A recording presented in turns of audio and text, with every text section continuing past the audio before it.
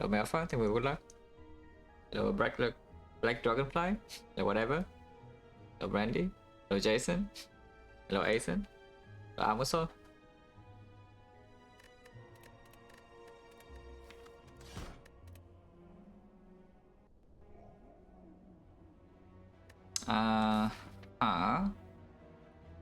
Focus, yeah. Focus. Not exactly a huge fan, but upgrade one. Nowadays, I'm also not a massive fan. If you do upgrade one, probably still bash over defend. Even though it's Guardian Act, Elite on floor 6, and we're not taking that many hallway fights. Curse on floor 2, you can immediately go to floor 2, but if the curse is bad, you need to remove, yeah? And then cannot buy an attack, so you are a little bit dependent on these. Basically, here's the time to test the theory, yeah? Like how invincible is Clad. Hello Tenora, hello Voidwalker, hello Nephris, thank you, good luck. Because if you say Ironclad is actually... It is actually impossible for Ironclad to die in Act 1, yeah? Then you take the Transform 2 anyway. Because, you know, it gives you direction, it gives you potential high roll for the future, and eventually Ironclad needs to high roll at some point, otherwise you die. At some point you need at least one good thing to happen in the run. So here's the time to maybe roll the one good thing, yeah, directly from Neo. Of course it's a little bit scary. But the curse is on 4-2, so it doesn't lose that much HP. So we need, basically for this to go wrong, you need first of all transform to brick. Secondly, the curse needs to be bad enough for you to be forced to remove it here. Otherwise, maybe you can even keep it in the deck and buy something else. Thirdly, the first 3 fights will not give you very good cards, and you also brick on potions, and then you walk into a bad matchup in the elite here. If all of that happens, then you might die. Because upgrade 1 in here is okay, it's stable, but it doesn't actually mean much of anything. It's like, if you are getting a run that's like absolutely horrendous later on, then you are going to die in like 3 Act 4 because you get cladded, your card rewards are complete utter garbage. Then yeah, upgrade 1 doesn't actually bail you out, ever. Hello Starlit, hello Draco, hello Gyro Scorpio, hello Papa, hello Kid Rubix. Yeah, so we're clicking this or what? Because it feels like I'm clicking this, no? And yes, I was still transform 2 strike, yeah, that is going absolutely... This is basically being a little bit mental. If you click Curse on transform 2 and then you transform 2 strike in this kind of map into a floor 6 elite, that is pushing your luck, yeah, I'm just saying. But Ironclad doesn't die, right? Actually, Ironclad doesn't die. Yeah, injury does not need to be removed. That's not awful, but it's also not great. Mainly because right now the flex doesn't get payoff. Yeah, we 2 strikes are gone and have a curse. So this is pretty bad, this card, for now. This is good though, but again, it doesn't improve our damage output. So if we are running into maybe a bad North fight or something really terrible can happen. That's okay. What does it mean? This is not strong enough for me to fight freaking Burning Elite, right? Because honestly, there's another path here I did not even talk about. Is that you start here, you do like 4 fights until here, yeah? And then you go into this shop, and then you kill the Burning Elite. Because honestly, like floor 2 shops not even so strong here. In fact, like what about ignoring the shop completely? We just do 3 fights and then fire here and then the Elite first and then go to shop. Yeah, and then we brick potions and suddenly here I don't know what to do because either we run into Burning Elite or I have to do the fight with a curse and no shop. And this floor 2 shop is not a good spot, yeah? Because again, first of all, there's not enough gold to both remove the injury and buy a card. Secondly, you are clueless on the potion situation. You don't know whether you have to or you want to go spend gold on potions or not. And again, maybe you just high roll card rewards here and you waste your gold immediately. The party? Yeah, just start here, right? If we roll into question mark 5, 10% to a low roll advanced hallway, like maybe 15, yeah? 1.5%. Even then, we're probably still okay because Ghostly Armor can save HP also. In fact, like, maybe seeing advanced hallway is even good here. We don't break on potion and then we brute force the first HP, first elite without HP, and then we have double fire, so here's like safe. And we have the shop. I mean, all good. I don't see a reason to go here. Because the injury is not bad enough to be removed immediately. Yeah? So we start here now. I was very ready for the Ghostly Armor, but sure. I mean, the Ghostly Armor is still doing something now. Okay, yeah, nice flex. I think I do keep the Ghostly around. Our deck doesn't actually have attacks though, so killing this is not so easy, yeah? And do I need to take this or not? Because it can attack 17 again and still have Ghostly Armor, otherwise it goes to 19 and don't kill it. But 2 up 3 I have 17 damage, and then we still need to draw 2 strike or a strike and a flex.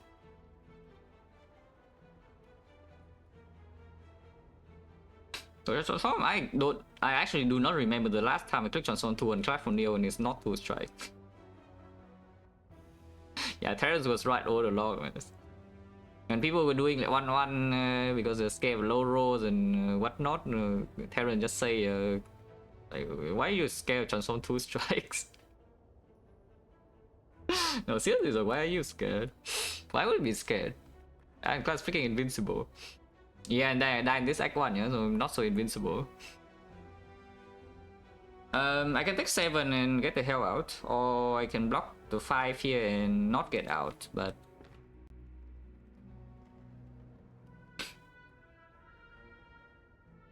Yeah, that's the thing about Transform 2 Neo is usually I take it with early shop though. So if the Transform... Basically, if the Transform 2 strikes give me something like kind of bad, I will just go to shop immediately and buy a cut. But I take the roll anyway. That said though, this one, yeah, the transform is not amazing and I did not go to short, so we can actually get owned here. But like this is not, yeah, do I take damage or not? Kind of don't want to, but at the same time, if next turn it... The good guy is that next turn it attacks 17 and we can full block, but even then 1 out of 6, I bottom deck Ghostly and then I'm sad. If I attacks 12 and we draw Ghostly plus Bash, that's probably fine, but even so, the turn after I need to draw 2 attacks and my deck doesn't even have 2 attacks that often. Yeah, I probably should play this try. So it's on 1 HP and then we are sad a little bit, but sure. It's on 2.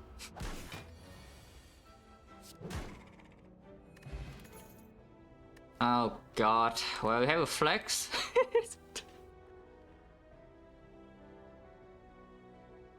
Guys, we need to have a flex. And our deck has currently no attacks, yeah? So what about this?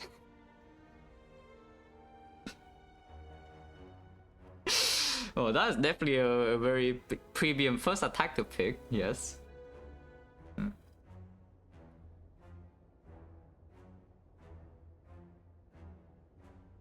Oh, Maximilian? The Rascal? If not Boomer, then we're not taking this true grid, yeah? So if not Boomer, you skip, and yes, I take the Boomer. Also, yeah, no logo and no potion, the classic, but it's fine. And of course we go here. Ooh, upgrade 2. We did transform even though this upgrade is higher quality than normal, yeah? And we have like this upgrade is very good, this upgrade is okay with in conjunction with this. But its cast upgrade is still bad, but you know, the chance to hit this is higher. 23 is a lot of HP to lose. I'm saying, if we take this 23 and these do draw a potion, and suddenly burning elite is not ever a thing, and then we don't have the early shop. So you're dependent on the potion drops here. Maybe there's some healing event here, no? 2 defense. And 2 guardians not too bad, but if we are dying to this early elite, then 2 defense doesn't necessarily help. But we'll see. Oh? Okay, defense upgrade didn't do anything. In fact, I've been playing it. 1 damage off, yeah? Because if I play this and deal 0 damage, next turn you can attack 14 again, and then I'm sad. If I draw this, I'm not that sad. And maybe they don't attack. Okay, fine. This is a very bad draw on turn 1, even though we full blow. But yeah, this draw is fine. Is it actually fine? Next turn I have no damage. I mean, I can block, but I need to draw. Maybe I need to draw some attack because if both of them attack together, it's at 20. Yeah. Maybe 22, but not even that bad. If we draw ghostly, already full block. With that said, though, what am I doing? I can see strike 11 and play boomer, yeah, and we have a 1 out of 8 for this to die. If not, then maybe we only split this on 3 and not 6, but I don't really care about this. The only thing I care about is that 1 strike kills this next turn, so the strike should go here first. But then, yeah, I think we can roll the 1 out of, we can roll the 1 out of 8. Yeah, if this hits 3 times here. Okay, did not happen. It hit 3 times here though. Which I don't know is good or bad. That's fine. Yeah, it's fine. See, it's fine. And now we kill this. Yeah, just heal the Shining Light back. No potion, no. Still low roll gold. Inflame without Sword Boomerang and no attacks. Up against a complete garbage. Unless you tell me we're so freaking dead to Sentry that I need the 5 breathing. Neo is cursed for Transform 2. Injury for 2 strike into Boomer and into Flex and Ghostly Armor. Oh yeah, go here. No reason to go here. Holy. Defense plus going in. Can play Inflame. Inflame, Sword Boomerang, and once again 1 out of 8. If it hits here 3 times, then we can strike to kill instead of having to play the defense. Yeah, 21 plus 10 is exactly 12. Look at this. Oh, not really. Ow. But yeah, Shiny Light got payoff, like got plus 3. So we are only minus 20 right now. Yeah? It's like basically equal, no? No potion. Okay, this is once again a run with 3 fights, no potion. It's 12%, by the way. Happening once out of every 8 runs. It has happened 5 times in the last 8 runs. Yes, I keep track. Oh yeah, plus 1 last fight. Okay. Was it plus 1 last fight? Because oh yeah. Otherwise it would be 5-5 and then attacks 11. Yes, it was plus 1. But yeah, it should happen once every 8 runs, but apparently it happens once every 2 runs. Curious. The Server Soul, if anything. Server Soul, just to have another damage card in the deck. It's very mediocre with the strength, but at the same time, with 0 potion and 52 HP, yeah, our deck also has freaking 14 cards, so against Sentries we are in a little bit of trouble, potentially. Because Boomerang against Sentry is already bad, and then 14 cards against Sentry is even worse. But again, it's crazy, right? 3 fights no potion is actually only 12. It's only 12%. You know? It might feel like it's freaking 50, but it's only 12% for this to happen. But I feel like I don't feel like, I know that I actually talk about this once every 2 runs, at least in the recent runs. Like, what the hell is this? Can I get a freaking potion, please? If you think that the shop is so insanely powerful that the potion, basically buying a potion here is good, is offsetting this burning modifier, then you can go here. The problem is that after taking this burning elite, the floor after is not safe.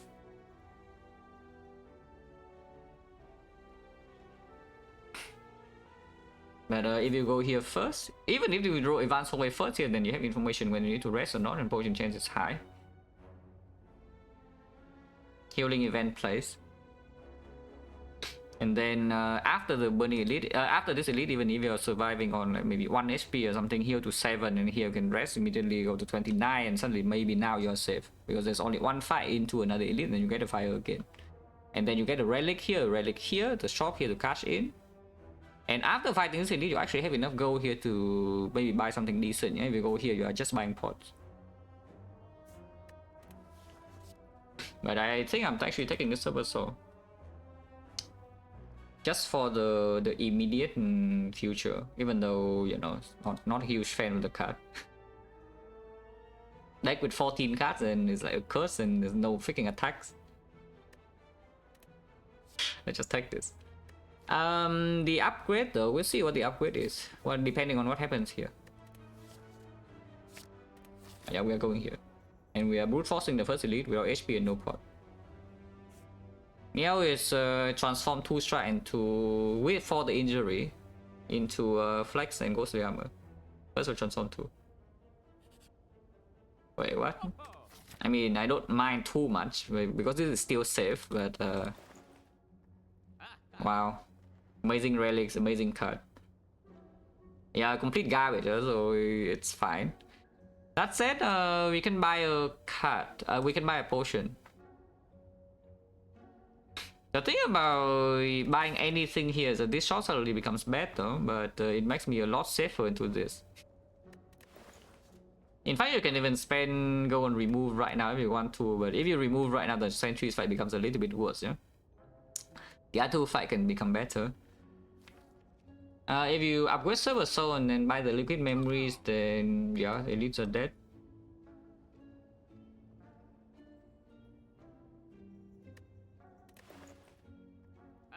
I think I'm just buying power pot though.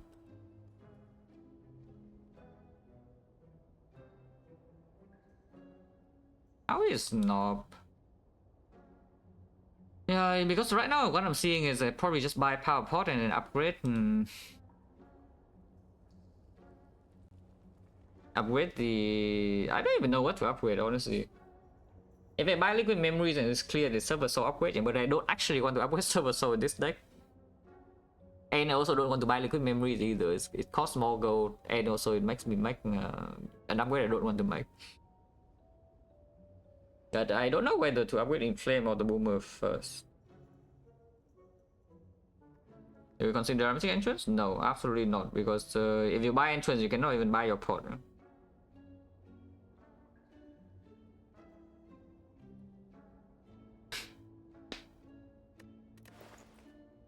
And this is only really effective against the sentries anyway, and you know, this is also against the sentries.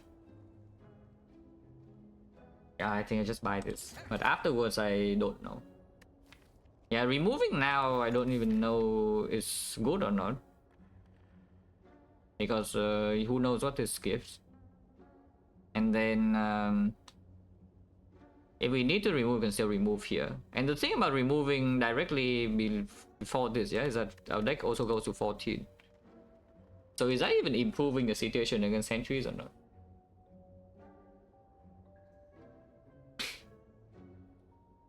When's the last time entrance on the shop? I bought it on defect, no? I mean, I don't know how long that was at this point because I just took like a month break and then I play defect once every like 4 days or something. But it's not that long ago.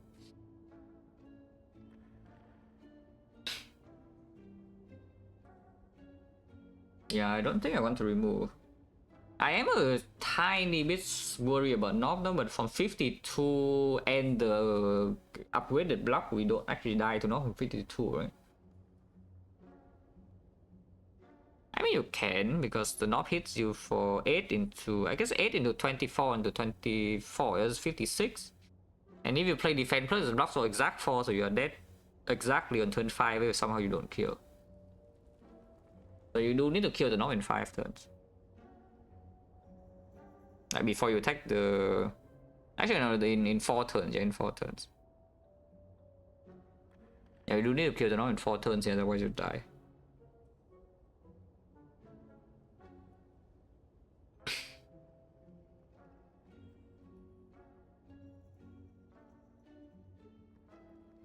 Because the Flex wants to be upgraded next, if we can, I think the Boomer goes before the Inflame. Hopefully, that's a sound reasoning. I'm not going to upgrade Flex first. And yeah, the boomer upgrade also goes well with the power potion. Yeah, because the power potion can be in flame or demon form, and strength payoff is better. Oh sure. Yeah, I don't think I'm going to pay over remove here. And we upgrade the boomer first, and then we walk into this elite. Brute force is 52 HP, and then see what happens next.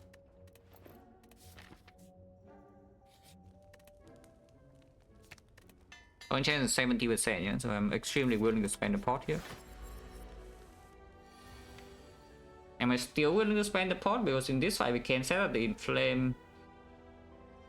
We do have upgraded block, but like with this draw, I would like to open on turn 3 and not turn 2. One chance 70 and the sentry is at 1-2. Yeah, it's maybe 3 fights away. We get 2 relics, maybe 2 potions. Yeah, okay, fine. Yeah, demon form. You can also get berserk, but we take the demon form, yeah. And now I have the boomer payoff, which is a good thing. It's not drawn this turn. You can also open this turn and block 10 the turn after. It's also fine. As opening this turn is also not the worst thing I've ever seen, yeah? Unless you tell me it's dead next turn if we bash here. There's no freaking way, right? With 6 strength only, this becomes at 9, so 9 becomes 13, it's 52. 52, and this with 6 strength is 12, is 18.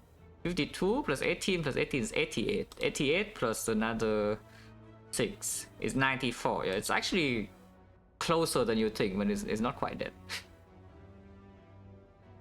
So we wait, yeah? But I think I do want to keep the ghostly armor around, though. So we open next turn with boomer strike ghostly. Okay. No Frodo? Unless you tell me we want to open lethal next turn with 60, because boomer next turn 8 strength is 44 already. 44 plus 14 is not quite killing, no? So yeah, busy I'm blocking. Oh, it's dead. Okay, Ornithopter once again when opposition changes like sky high, but at least this fight drop 4, so now we went down to 60. Complete garbage unless you tell me we want like, oh, Server Soul Sentinel combo, look at this.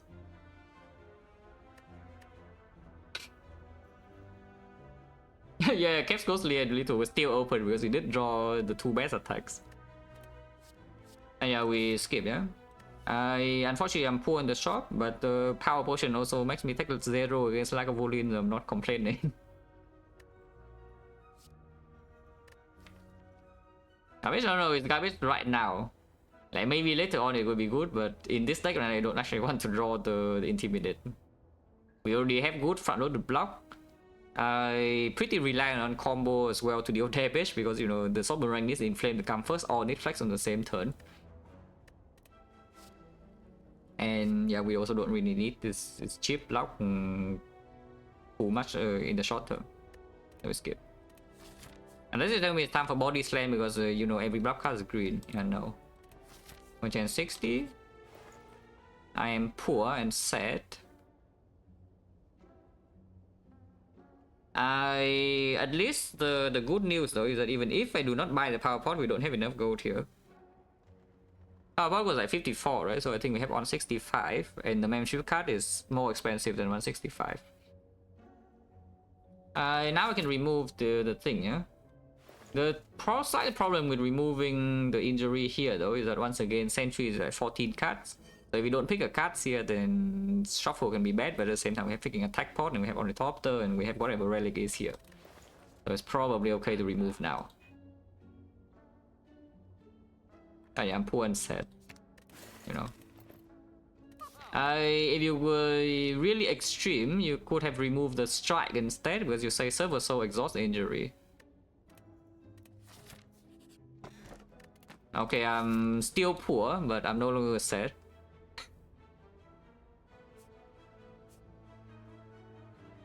Yeah, still poor but no longer sad, guys, for now.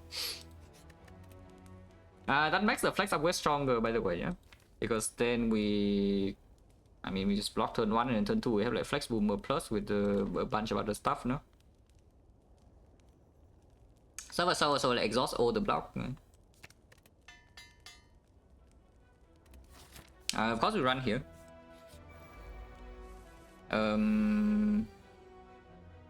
Interesting.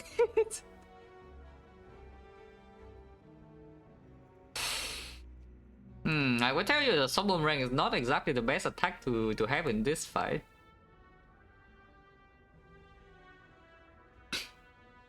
Yeah, Sub Boomerang is not exactly the absolute best attack you can see have in this fight. Yeah? And 5 damage? No, that's not the problem. The problem is that 25 damage is coming again on turn 2. If this only deals 25 damage turn 1 and then freaking stop, then there's no issue. We just block. Like you block with Pocket Watch and then fight is relaxing, but the fight is not relaxing after this turn. So how about attack pod? Because against the Knob now we have freaking Pocket Watch, and against Sentry they also have freaking Pocket Watch. So like, what is the threat? Yeah, the Knob hits you 24 per turn, right? Guess what this is hitting you for? Yeah, more than the Knob, exactly. So maybe just open power per attack potion now. Also guess maybe pay off with Flex. Yeah, like that. Yeah, they're dead. No potion, 70%. The Feel No Pain, yeah, to go with our Server Soul and our Ghostly Armor, and also we have Pocket Watch early game, so I am just allowed, yeah. Also, if we see Feed Fire at the end of the act, yeah, Feed Fire Pocket Watch or a Giga combo, and we also have the Feel No Pain. And also it's up against Garbage. And she's Feel No Pain, but at the same time, maybe it actually can work though, because next time we can do Feel No Pain into Server Soul and exhaust this and block. Maybe. Ghostly Armor redraw is fine. I mean, I can try to open a kill next turn with some Flex Server Soul Strike, but I think I'm just blocking. I think in this fight I'm just blocking forever, yeah? So we play like what, Ghostly Inflame Defend. Yeah, Ghostly Inflame Defend. I mean, you don't need to play defend, but you know, I play it for fun. Yeah, and we're just blocking. So with this hand, like, if you don't play defend even, we don't even need to play a single type. And this block 16. You can play the Server Soul instead. The Server Soul is taking the 11. Why do I want to take 11 again? I don't. I would talk. And we are allowed to play this line because there's a Pocket Watch. If there's not a Pocket Watch, then I'm not so allowed. Yeah, nice Flex Upgrade by the way. I'm not even playing it. Unless you tell me I should take 1 damage in order to actually freaking kill something next turn, because next turn is when I can take damage. I don't think I need to take this 1 though, so maybe I just don't. How much Server Soul again? Server Soul will basically full block. It's 20... It's 18. 18 and 16, not quite kill. But Server Soul Strike is probably full block and also lethal. Sure. Why take 1, right? Why take 1 when you can take 0? This is basically trading 1 HP for 8 damage, which I don't think we need to do. Because yeah, if we don't draw the thing, then we just keep blocking. Like, what's wrong with blocking? I mean, I'm just blocking now. What's wrong with this?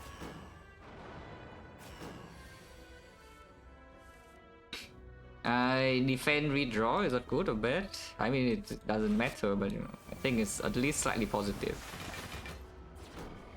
And Pocket Watch Relic, exactly.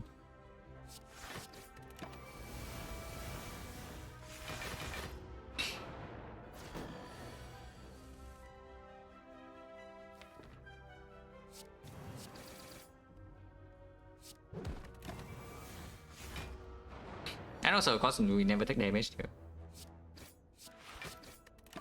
At the moment we don't take damage on turn 2, we never take damage after. The fish. The Twin Strike for the thing, but Twin Strike with the Server Soul. Because yeah, with Server Soul Pocket Watch Feel No Pain now it's like a second win but bad, yeah? But at the same time you can already exhaust all of your non-attacks. And then you have a... maybe potentially a loop after a few turns.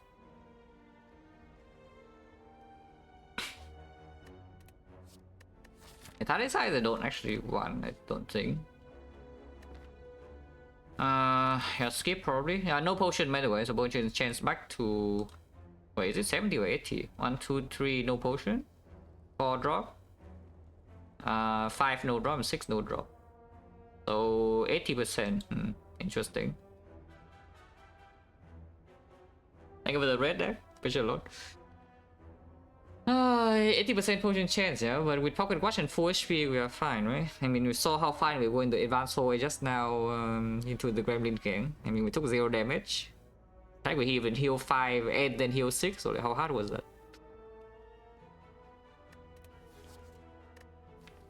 Now, I would say the Twin Strike does do something well though, is that first of all it is double payoff with the flex and the inflame, yeah? And number 2 is that the outstrength payoff right now, Sword Boomerang is not exactly the best in actually killing a pinpointed target, like for example Slavers or the leader minions in Act 2, but the Twin Strike is good at that. Twin Strike with Pocket Watch doesn't work super well though. With the Pocket Watch I think if anything maybe I want a Heavy Blade, which is also a common.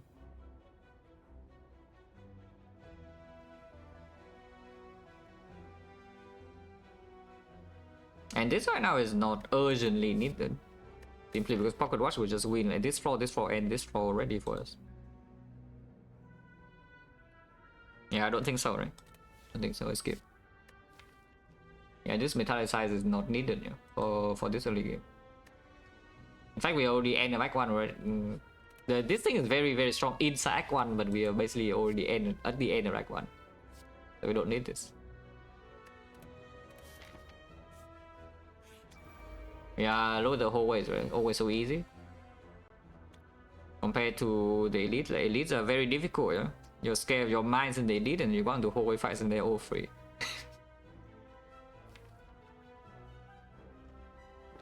That said though, like the actual concern here is not that I take damage. The actual concern here is that if I get freaking drop and this guy runs away with my gold. That would be very tragic. And for some reason, I do not have a Twin Strike in here to kill this guy.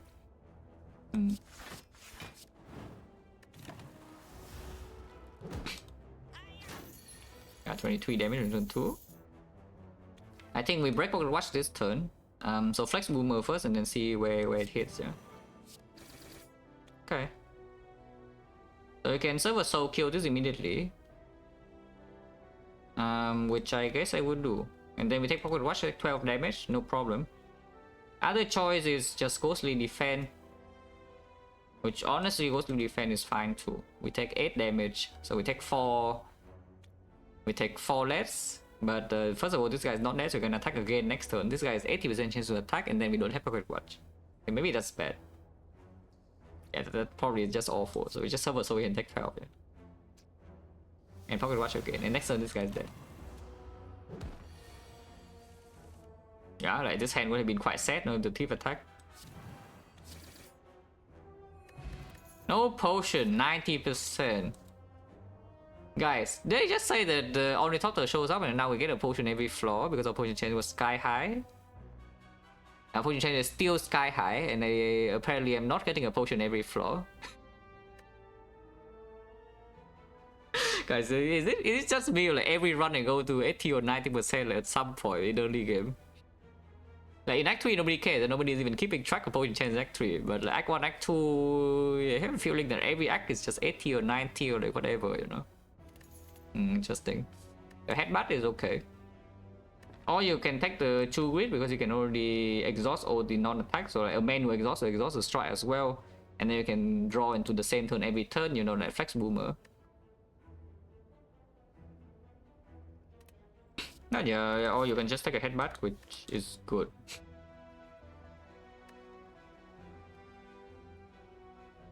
And you see some weird for Paul, yeah, that's the thing about actual random, yeah. Because the outliers will happen when it's actually random. Like if a human tries to emulate the random chance, for example, if you want to draw up a random pot chance, yeah, you will actually see that the tendency is that you never really see outliers. And everything just in the middle. But unfortunately, like when you have two random, you will get outliers in both directions at some point. So maybe right now we are just going through a series of runs that, you know, just get no pots in early game, which is annoying, but it's fine. We have this relic, so for now we're okay. For now we're okay. Hopefully we're still okay in the early act 2.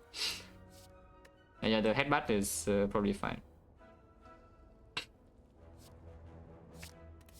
Okay, we go here. One chance freaking 90%. Like a Wooling inflame set on turn 1, which may or may not be good because it means that I cannot really set up the bash on turn 2 into an open clean on turn 3 with Pocket Watch. But I mean, not playing inflame is just stupid.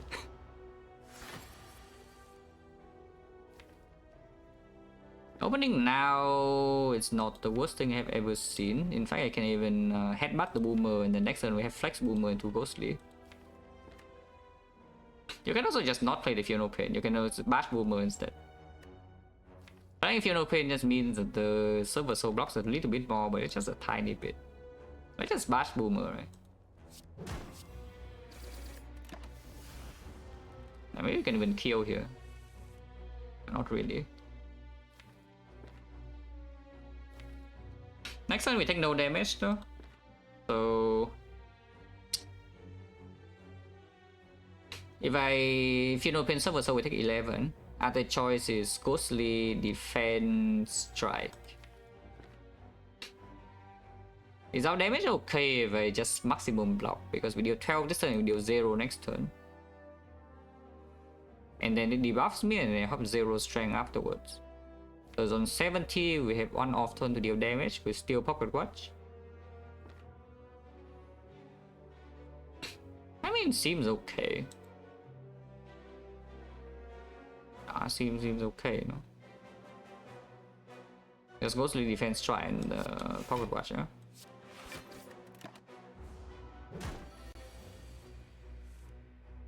Okay, if I draw Ghostly, then we can do something different even. And then I can trade 2 of my HP for 20 damage because otherwise I don't feel safe. Is that true? If I triple block here, next turn I know what I draw, yeah? So I can flex into Server Soul. And then ideally we draw Boomer here, but usually we don't. So let's just say it's a Flex Server Soul Strike. This is 18, 22, this is 12, so we do 34, is a 36, and then I have no more strength. Okay, let's trade.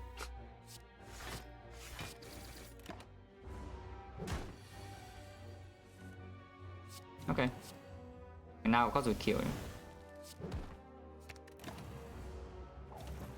So that was about 7 damage against Lager. Okay, at least we got a pot. 1 chance 80. Getting a pot here is pretty freaking important because it means that usually I have 2 potions entering early act 2. Honestly, I don't even care that I get no potion for the rest of the act, yeah? As long as I enter act 2 with 2 potions, I'm okay with like whatever crap happens before. Here's a heavy blade that I said that maybe I want over the twin strike. And yeah, I think I do want it. And then we upgrade the inflame. Yeah, heavy blade with pocket watch. I don't see any issue. Because then we can even make the flex play with the pocket watch as well. You can flex heavy blade and into something. If you're on 3 energy, yeah, flex heavy blade +1 and pocket watch. Yeah, with inflame, yeah.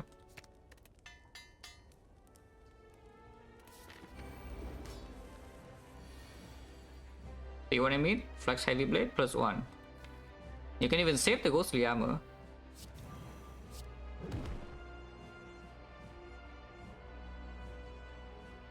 Next one is 23. We draw 8 out of these. If we draw the inflame, but not the boomerang, then we have 12 +9, which is really bad. We don't actually need the ghostly because we have 2 defense plus from the shining light. Yeah? Is Neko good here? Usually Neko Pocket Watch are very powerful. In this deck, not super sure because the damage output is not actually very good until at least this is in play. And it also makes the flex a little bit worse. But yeah, I would think about it because you know you draw your entire deck every single turn. Turn 1 you have 9 cards, and every turn after you have 10. How do you get Boomerang Plus? I pick and upgrade it. What do you think?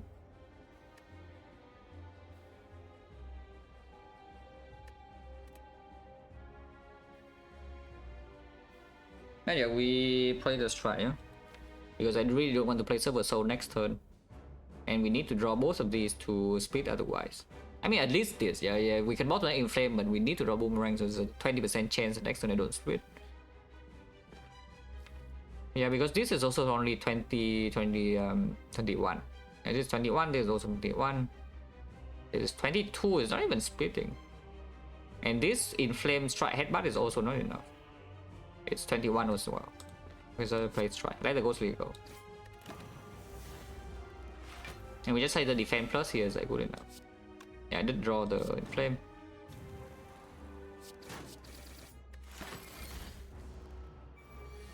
Yeah, probably watch defense plus, we should be fine, right? We take 5 this turn and take no damage next turn. We shuffle out all the block though, but I can exhaust if you no pain. You can cash in if you want to.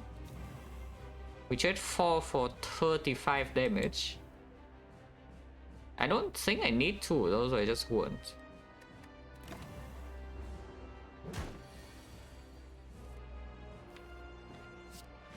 Next turn can hurt. Next turn can hurt. But we exhaust if you no pain at least. Okay. Is this splitting?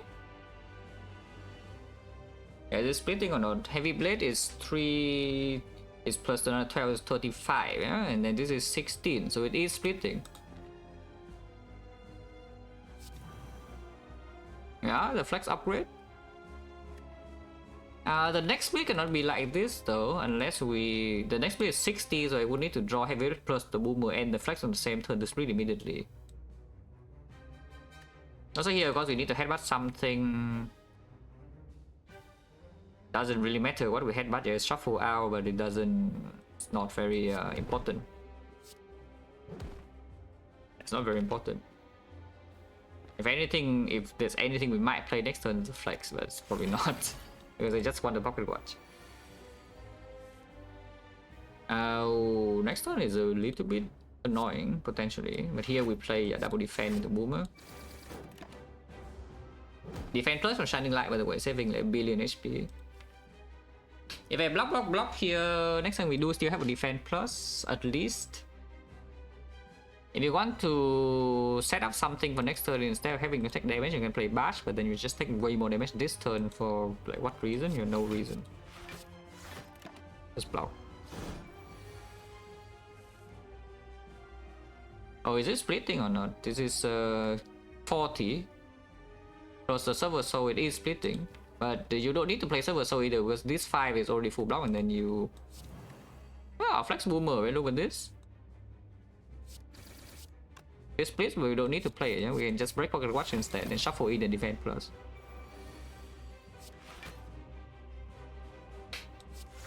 You can take 1 here. Is this 1 real or not? Because if I headbutt a defense plus, then we mitigate a little bit of potential bad luck next turn. And also push will kill when the next 5 times 4 happens. So is this 1 HP real or not? We are currently missing, what, 19? 19 is actually 13, and 13 we go to 14, so it's not real. This -1 is not real. If we take 1 more afterwards, then it's real, though. But this 1 is not real. I put defense plus on top, yeah? And this turn is a clean double defense plus full block. Yeah, like that. And because we set up the HP this way, next turn is dead. I mean, okay, with Flex Boomer Heavy Blade, like, even if you don't set up, it's dead. That's true, I also did not lose any extra HP. Yeah, potion. So expected, yeah, we get 2 potion entering Act 2 with on the top though. The Reaper card if you want, with the Giga Strength, with the Flex, the Inflame. Or you take the Immolate because your deck has literally no AoE and the Gremlin leader is coming and you're worried. Am I worried of the leader? Without the spot weakness, if we lose too much HP, the Reaper cannot heal full, yeah? Yeah, no. Okay, COVID Reaper. The pocket watch could be a little bit weird with the flex if we have 4 energy now, but I mean, every relic has energy, and this one is the most free, yeah? So we just take this. A collector. So damage okay against collector. For now, maybe fine, especially if we upgrade the heavy blade. 2 elite path. Sure. I don't know whether I would like to even shop in this arc or not, so we start like here and then reevaluate. But I can always go to the shop here if needed. Unless you tell me you want to take like 3 or 4 fights and force us into the shop here, but I don't think that's true. Chosen. I don't think I want to headbutt anything here, so we headbutt Silver Soul Strike. Yeah? You can also play the Reaper instead, but I think I want to play Silver Soul.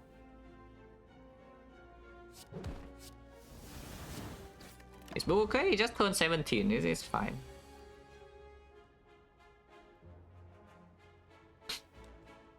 And yeah, Boo stabbing probably not a massive problem.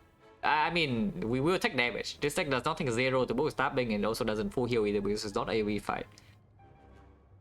But I think we can always kill before 7 times 5.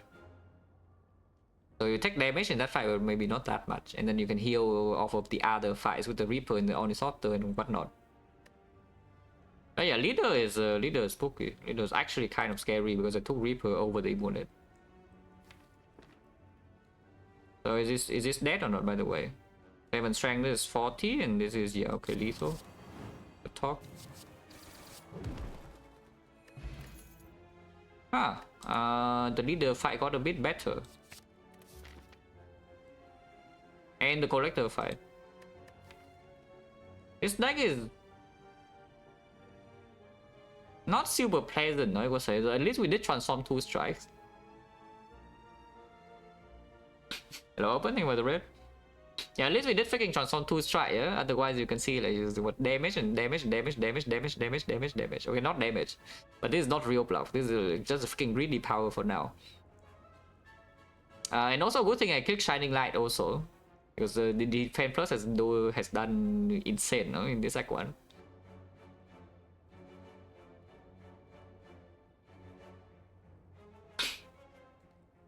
This one's significantly stronger, is it? I said Scrub will get a relic bad touch. I mean, that sounds worth it. But yeah, point change now is 50, so you can try to preserve all your potions here into the elite, but at the same time these potions are not, at least this potion is good, yeah, but this potion is not super exciting. So if we go here and maybe pay some HP to get a card and maybe some extra gold, and then if we really need to, we can even go to shop because of the gold here, like the fish and the thing, we have uncommon relic threshold sometimes.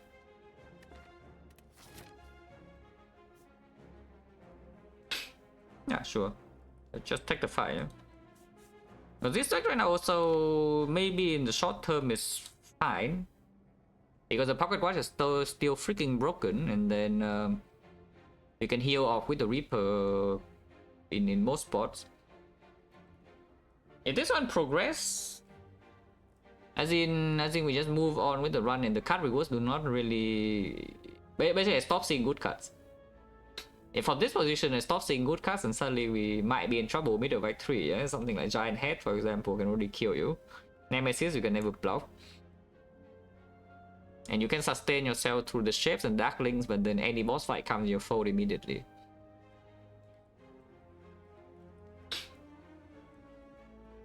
We only get to fight this, yeah.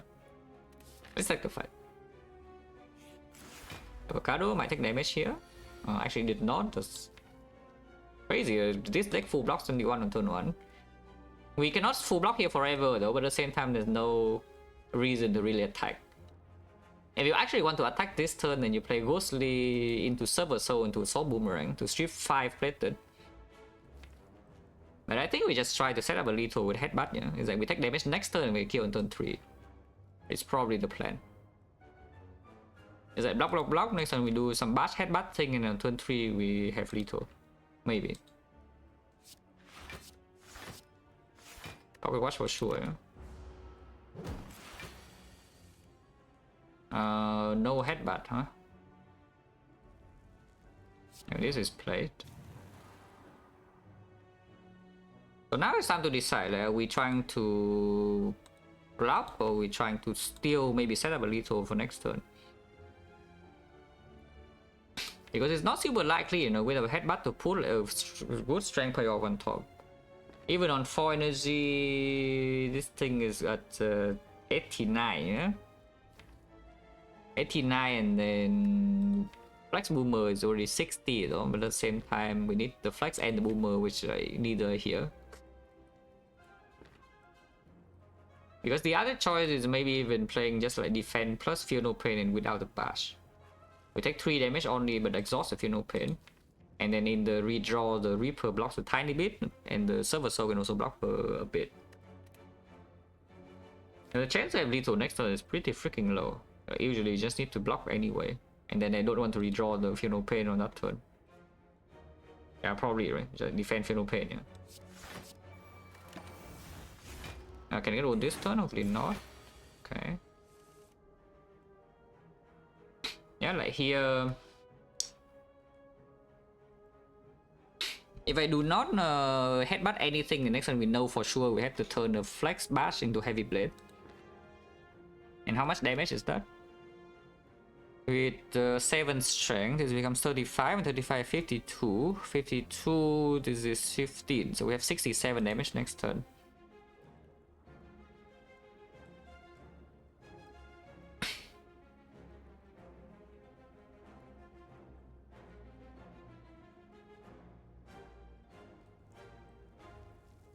Yeah, I'm thinking about potentially mostly defend boomer, for example. Doesn't work, right? I try to take 2 and then we deal 10, but then it heals 2 and the next turn is still not lethal. So maybe I just do like what, boomer, headbutt the boomer and then play ghostly. I think that's the better line. Just take a little bit of chip here, it's fine. You can also block next turn, it's at 16. I mean, yeah, you can also block next turn, you play the bash, defend instead, but it can do 21. It's still not so bad, because you block 3 on just 5 next turn, so how bad is that? And it's vulnerable making it Reaper. And it's just better, right? Just defend. Oh, watch again, yeah? Yeah, and then we play the turn as expected. Defend, and bash. If you want to bash, you can also heavy blade. I think I want to bash. Oh, watch again. I mean, you see the defend plus is going crazy.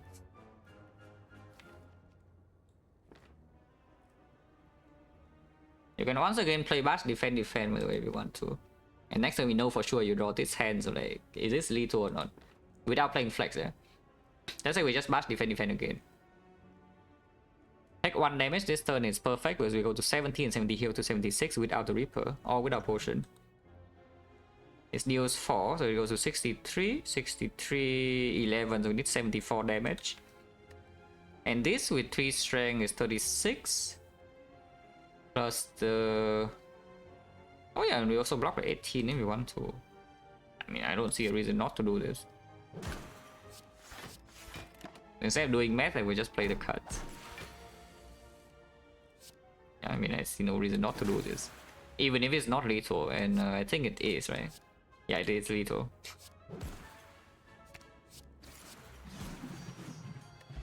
Let's get a pot though, slightly unfortunate. Potion chance 40 now. Chewit is back, and Chewit, feel no pain already a little bit, and Chewit actually is still scaling, yeah? It's like one of the most garbage scaling out there for the Ironclad, but it is still scaling nonetheless. So because you feel strong in the short term, you take the Chewit and you upgrade Chewit. And then in any fight where Pocket Watch alone doesn't cut it, you can start exhausting your attacks. And then Silver Soul exhausts your block cards and powers or maybe whatever. And then every turn you have this, like some Giga Heavy Blade with vulnerable turn or something.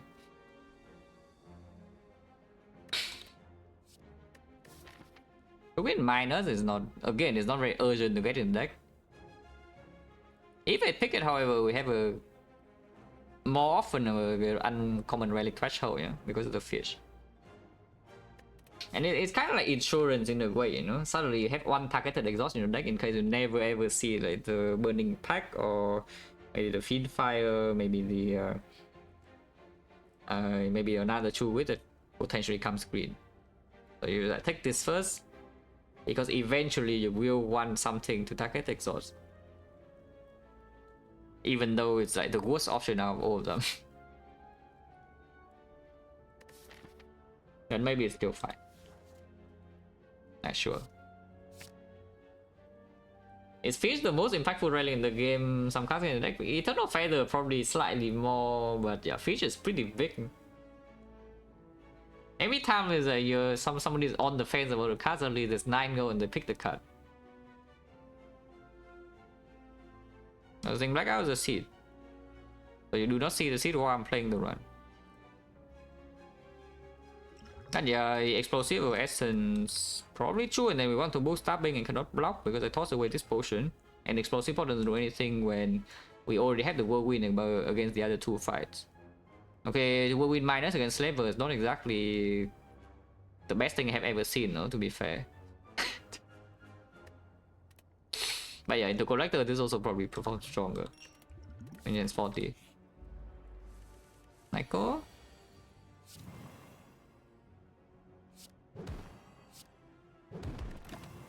It could be slightly annoying, but at the same time we draw still 8 per turn. For now it's fine, yeah. So defend, probably just feel no pain in flame. To block 3. The other choice is to headbutt, and we take 10 damage instead.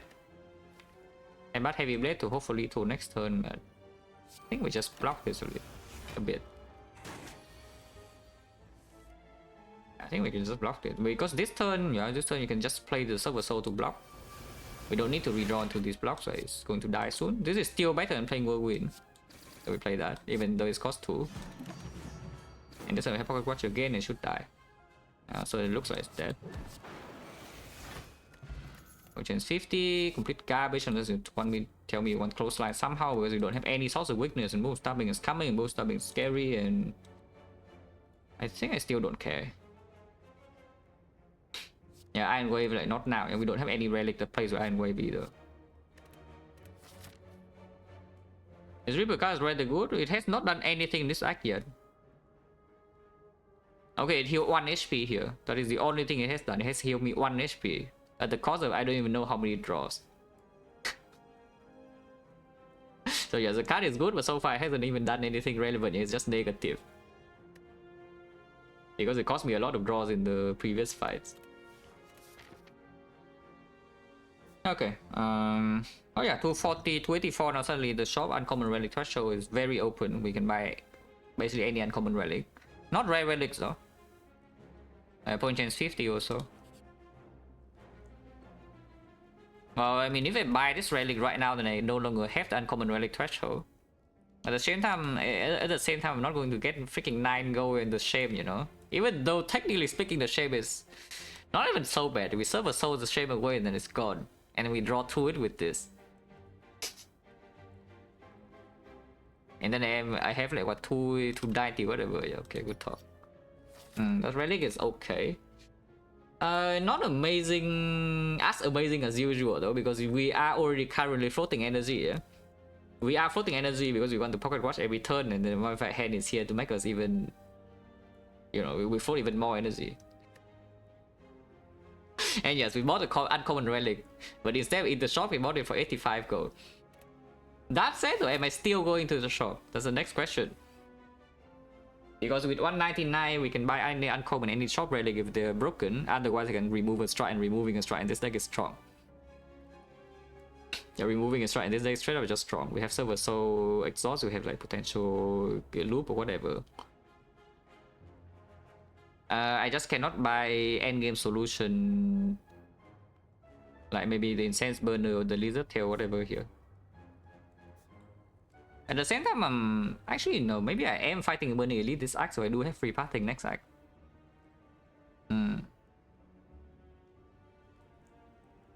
Okay, I will tell you. Rodog? Okay, I will tell you what I'm actually thinking. I want to go to a shorter roll for KMX. Yeah, instead of the nonsense, I will actually straight up tell you what I'm really thinking. It's not even about endgame or common relic or whatever, I just want to roll KMX.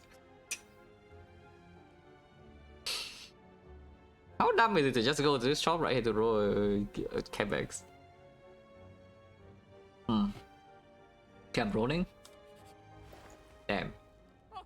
This is kind of like KMX if you really squint a little bit.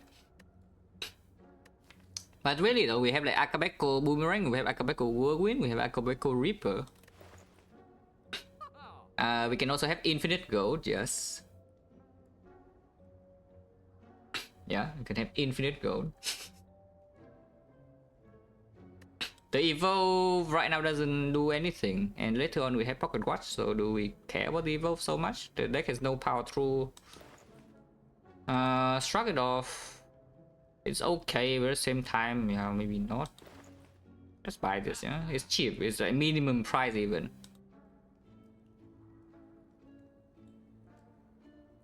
There is something else in this shop though. I will at least mention it because it potentially could be the correct play, yeah?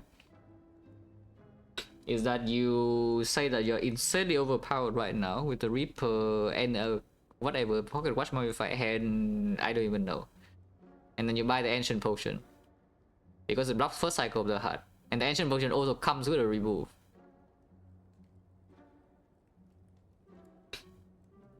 Otherwise, I buy this Akabeko, we Storm Act 2 as expected, and we Storm Act 3, I'm full HP, and walk into Act 4, I die instantly. It can happen, yes, that is actually a possible outcome, yeah, but if it happens, Iron Class sucks, right, because this relic, first of all, is like more fun. Secondly, playing with this Ancient Potion in my belt is just kind of annoying in the sense. Because I don't even get to heal by on the top though if I want to. I just buy the Akabeko, like relic shiny. I like shiny relics. Yeah, of course we fight lead. Was stabbing the worst fight of the three. At least it did not do the garbage pattern. We, however, also did not draw in flame or any Akabeko payoff on turn 1, no? Okay, I mean, this is kind of like Akabeko payoff, but not really, I mean. Cheap not good? No, cheap is very good. Not as good as usual because we do have the Pocket Watch, so usually we bring the float energy. But it is still very good in this deck. This deck has only one source of vulnerable, is the Bastion, and more vulnerable always nice. The trip is very good. I hope this fight is not a massive problem because it's kind of looking like it's not so easy. But he has still defense over soul strike. I don't really see a different line. And no, we are not saving Akabeko and floating 3 energy.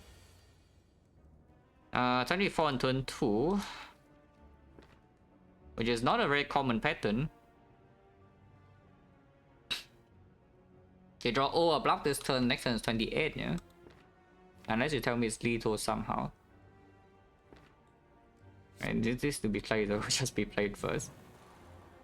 But here you can see the Mummified Hand, it's like I have to break Pocket Watch and next turn I take 20 damage or what. If you want to use a Mummified Hand. But at the same time, Pocket Watch next turn, like what use does this have? It shuffles out my best attacks. And I still cannot actually block this guy either. We need him to kill, we need him to die by turn 4. So probably what happens is I face tank next turn.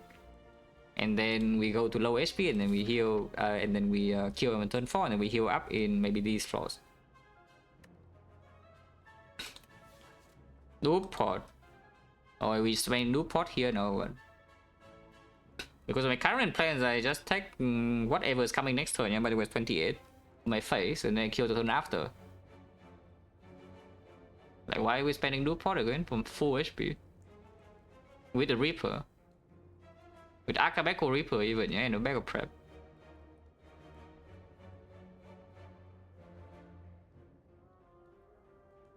What am I headbutting, by the way? The flex, because we have like Giga Strength payoff here. It does mean that the Pocket Watch the turn afterwards will also be broken, no?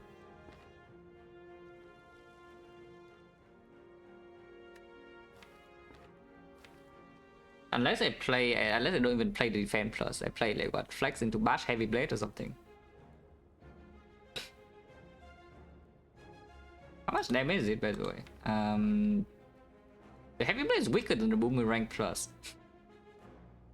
So we play the boomerang plus instead of freaking 60. And the bash is plus 7 is 15. 75. Is it true that we're actually spending DuPont? Because when we... How many wounds do I have, by the way? 2 wounds, yeah? Next time we get 4 more. What? Could be 3 more. And the turn afterwards is 7 times 5. And I really don't want to take 7 times 5. Yeah, what if we are actually spending DuPont? Yeah, taking 28 is no problem. Taking 28 into 35 is actually a problem. But yeah, if we DuPont, it is lethal. If I don't bottom deck at least. If I don't bottom deck exactly bash, then we can loop either the heavy blade or the boomer, I think. And it should kill? Is it even killing? Is it true that it's killing? Maybe it's fake news. Because this is only 52, you know. 52 is 104, 104 plus 15 is not quite lethal. We need to spend 2 pots if we bottom deck the boomerang. Not either way, yeah. I think taking watch this turn is absolute nonsense. So we just play hand.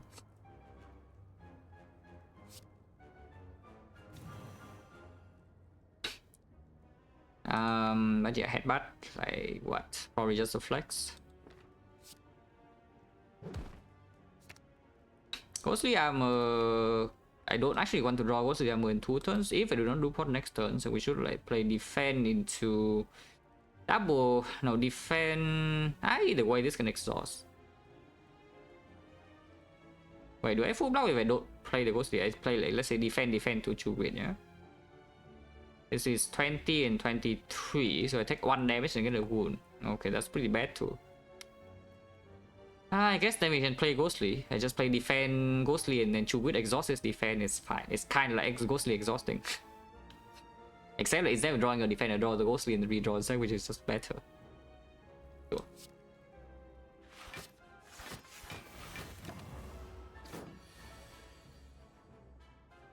Yeah, here you can choose. If you want to kill, you can kill this turn with DuPont.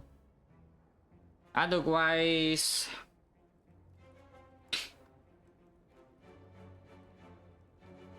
Otherwise, it can get a little bit weird because we take 20 immediately. Actually, yeah, I guess if we are not using DuPont, then this turn will just be bash, defend, boomer, yeah? Which is 47 damage.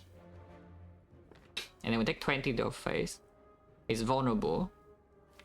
But we have 5 wounds. And next turn is 35. Or maybe it is a DuPont. Mainly because I cannot take the hit next turn, not that I cannot take a hit this turn. Seeing move first, by the way, is also really bad. Because it says that there's a 50% chance that we see burning bow stabbing right here. And yes, bow stabbing is by far worst fight like, at this moment because the whirlwind is already in the deck and there's a freaking Akabeko. So seeing burning bow stabbing here would be dangerous, especially if I don't have a DuPont. As you can see, right, it's a ton 20 and DuPont kills instantly. Yeah? Like, what if there's a freaking burning bow stabbing here and then it happens again? At the same time, we are a little bit stronger, hopefully, by this point.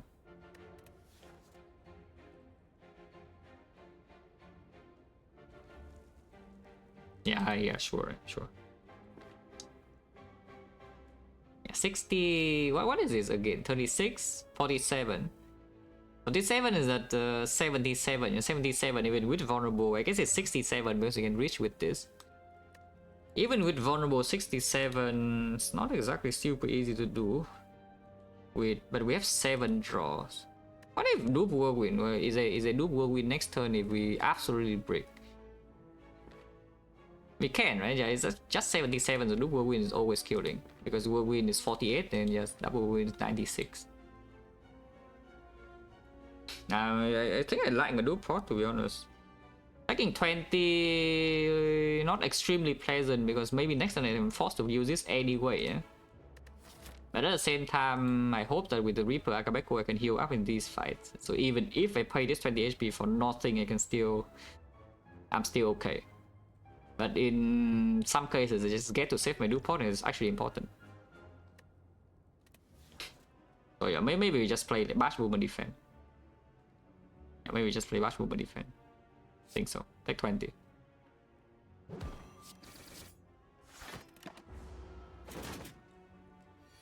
Okay, 7 times 5. Hopefully it's freaking dead. 52. Oh, it's not actually dead. It's barely off. It's 34, 52, 52 here is 64, 64, 74, so 3 damage off. With that said though, like how bad is this turn? Because I can also play Reaper, which heals 10 and blocks 3, and this blocks another thing, so I'm taking 22 and he heals 10, so I take only 12 damage. Which means we can hold on for this potion for another 12 HP. Maybe it's fine, to be honest, to do that. Next turn is only 24, yeah? It's no longer vulnerable, it's only 24. So this turn is what? Reaper, Headbutt, 2 grit in whatever order. I mean, not 2 grit first, but 2 grit and exhaust this and then upset. But we just play, yeah, Reaper, Headbutt, 2 grit, yeah, drawing freaking 3 wounds, yeah? We only have 5 by the way, and we draw 3 wounds here. Again, check that it's not lethal. 34, 52, 52 will win plus another 12. It's 64, 74. We are 3 damage off. Okay, so Reaper blocks 10, blocks 13, blocks 20, blocks 23, so we take 12 damage. Go to 34. I mean, that's still fine. As long as we kill next turn. Maybe we don't even kill next turn and then there's a problem. Yeah? But next turn again, it only attacks 34, so maybe it's not that bad. I'm doing like this way. You can still do pot, by the way. If you do pot with this, it's lethal and then you actually get to heal.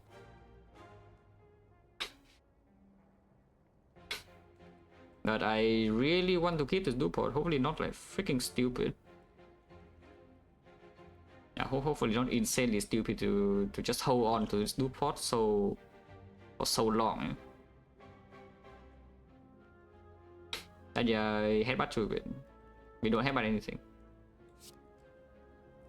49, I'm still willing to use this, so set 39, 3 strength, just need to draw flex or the boomer and then we kill. Or we can draw 3 blockers and full block. I'll watch again. Ow. Flex is here, boomer is here, so it's dead. No potion, point chain 60. Yeah, point chain 60. Very willing to use this in the hallway fight to heal if the Akabeko Reaper. What? It's green.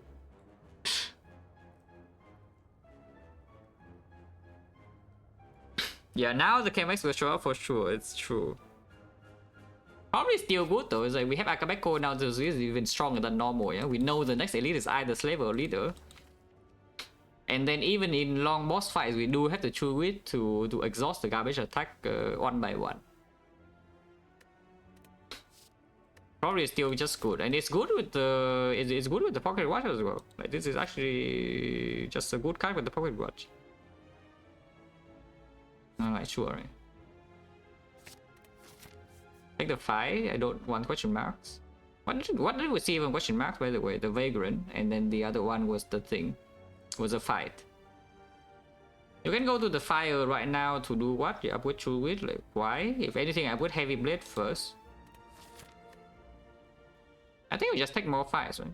Point chain 60. Yeah, Necro for sure, yes. With the outer now, I would be actually very, very annoyed because with the outer, if we take the damage, suddenly I am in kill range on turn 1. Yeah? If we take the hit here, suddenly I can die on turn 1 sometimes. Unless it double panic double potion, and then I'm like extremely sad. I just take the fight.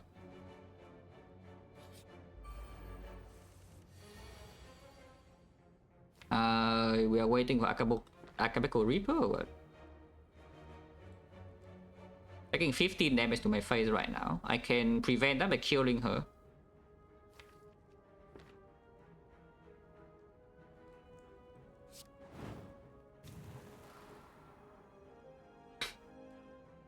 I can still kill her. I take 14 and then my Akabeko is gone and my Reaper is set.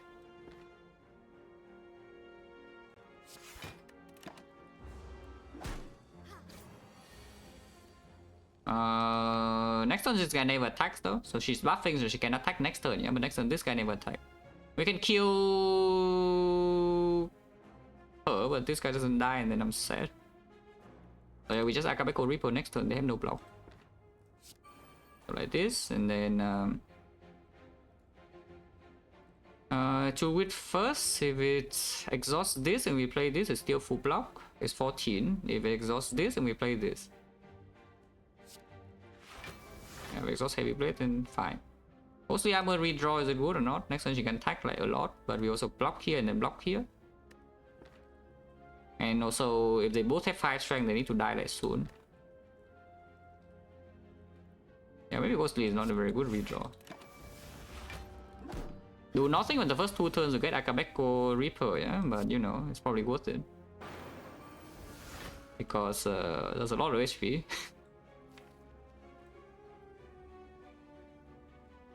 That said, without the heavy blade, if we don't play the bash here on the Centurion, then it's not super easy to kill next turn. But at the same time, we don't need to kill it.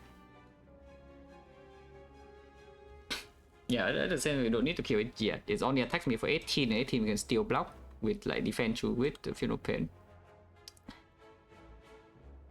You can headbutt something as well, but I think I don't mind drawing like this hand. So headbutt into defense, yeah? You can also defend, but this guy also needs to die at some point. So they just take 1 damage, you know. I'm frail again, no? They're still fine.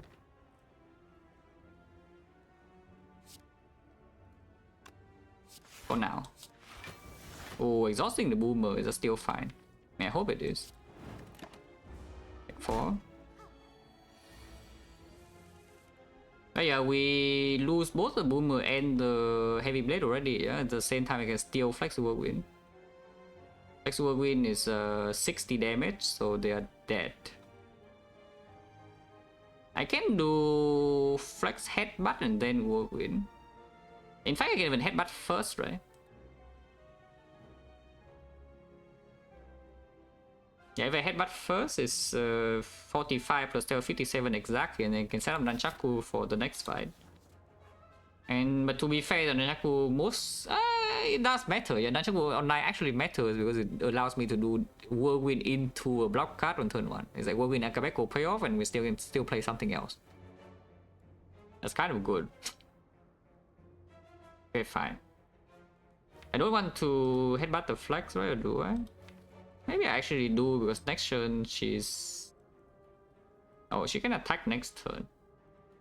If she attack next turn... Yeah, we deal... Actually, we deal 45 here, so she doesn't. If she does, she's also dead. Okay, fine. Yeah, I can even headbutt the flex, basically.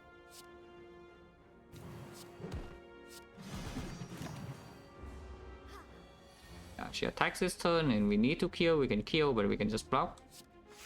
Blocking's better. I play that, so the Nunchaku is easier to set up, yeah?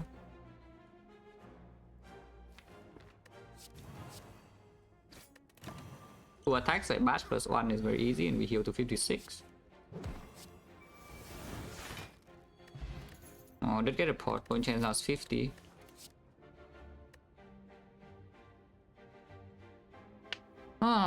Well, I mean, I did take a true wit, so this burning pack is not as necessary because I really want this uppercut. Yeah, and then next floor I see a freaking shockwave. However, right now you can see that our vulnerable application is not the best. Yeah, we have strength, but we don't have like bow stabbing basically. You see, bow stabbing, this card is amazing. Bow stabbing, and this card is doing what? Yeah, not much. Any single big target that the whirlwinds are not doing much against, this uppercut will perform against, and we don't need to upgrade the whirlwind either. You can simply spend an upgrade and an uppercut, and the next upgrade can go and chew it if we really need more boss scaling. Yeah, weak and Vaughn, right? That's broken. The thing is that the Vaughn doesn't actually play too much though, because we do have a fear pot. Because the explosive pot is not super important when we have double whirlwind with Akabeko, even have a freaking Reaper. So for the short term is that I guess you can use, because if you see slavers here, the fear pot is probably still stronger than explosive anyway. Because the most top priority in the slaver fight is that you kill at least the rest slaver if your whirlwind is not being drawn early or something. And then the fear pot is probably still just stronger. So you can see maybe you can use your fear pot here anyway, and then you have bow stabbing uppercut. Yeah, sure. And this is allowed because I already picked the True Grit. Yeah? If I did not pick a True Grit yet and we are scared of maybe our boss scaling potential, then the Burning Pack could be maybe forced a little bit more. Not that this is good scaling by any means, it's slow as hell, but it is scaling in case the fight goes forever, like Awaken 1 or something. It is something that can help us not die to Awaken 1 if it goes 40 turns. Because we don't want to play our powers or whatever nonsense happening there. Yeah, fear over explosivity, open chance 50. The cultist, they're dead. However, my Nunchaku is sad, and my Reaper is sad. How stupid is it to not kill them? I think saving Akabeko for the Reaper is run-losingly bad, yeah? So I don't do that, but how is it to play, let's say, Feel No Pain into Whirlwind to intentionally leave them alive? So that we can Reaper a little bit and maybe set up the thing. But nah, we get our Akabeko and we also get the Pocket Watch.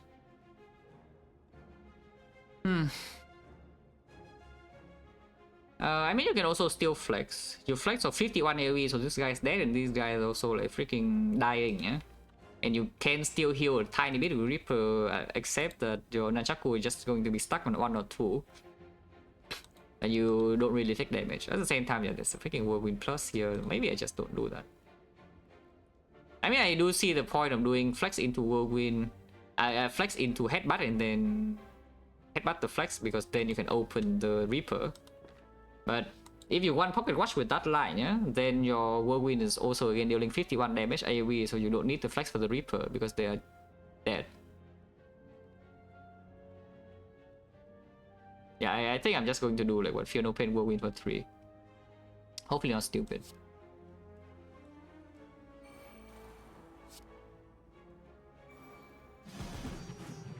You can headbutt the Whirlwind as well, but I think I play the Strike. Should I play a Strike? Reaper is only 4. If we have the thing, we have 7. Yeah, playing the Strike here does mean that we can kill this cultist next turn with Inflame to Reaper is clean. It's also 1 energy for the Whirlwind Plus, but we want to spend 2 energy on that either way, maybe. I mean, if we draw the Whirlwind Plus, then we can always choose to kill. I think Strike here is fine. Yeah, Inflame Reaper. No, okay, no Reaper, Reaper next turn. We always draw Reaper next turn. So we already know the 7 AoE is coming. In which case, yeah, this turn probably is not too hard. With the Reaper, we are full healing, so I can take a little bit of cheap here to preserve Pocket Watch, yeah? But yeah, first things first, that is always played. And defense is blocking more than Ghostly Armor. We are not going to play both of these. So we play the defense and let these two exhaust. We block 14, take 4. I should have played the Strike first, actually. So now we heal a little bit less, and is that still full HP or not? Because I heal 7 here, if I play Strike here, yeah? And then we only heal I guess you can play strike here, it's fine, zone 1. You can also play double defense, that's also fine. Yeah, double defense is also fine, what the hell.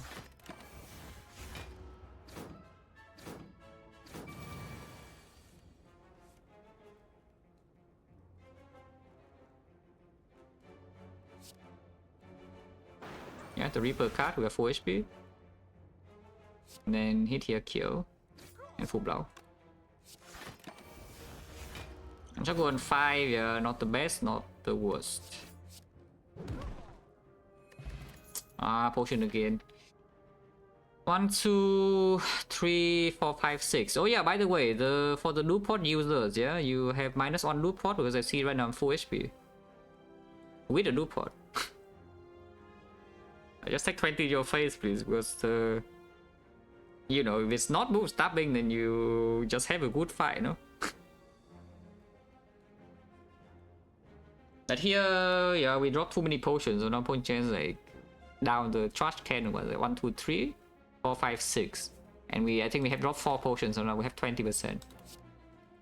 The Dark Embrace, the Power, Mummified Hand, we have the Silver Soul, we have the True Grit. It is not very good to have in the deck right now though, even with all of this. But at the same time we can carry Dark Embrace around, yeah? Like already have these cards. Oh, the Burning Pack. Also, Corruption, yeah sure, Corruption, if you open Dark Embrace with Mummified Hand, Pocket Watch, no problem. Big Pot, probably Fear is still stronger into potential best level fight here. This cannot be the book stopping. We already know that the membership card is gone, yeah? I'm poor and sad. At the same time, we do have a fish. We have free pathing for next cycle. We don't make that much gold, though, to be fair. Yeah, we don't actually make that much gold. How much gold do I make here? Let's just say the part is this. Most likely will be this. So 60, 90, 90 plus 165, 285, 285, and then the entire act 3 you make another maybe 200, so 480, yeah. 480 gold with the choreo. Yeah, it's not great.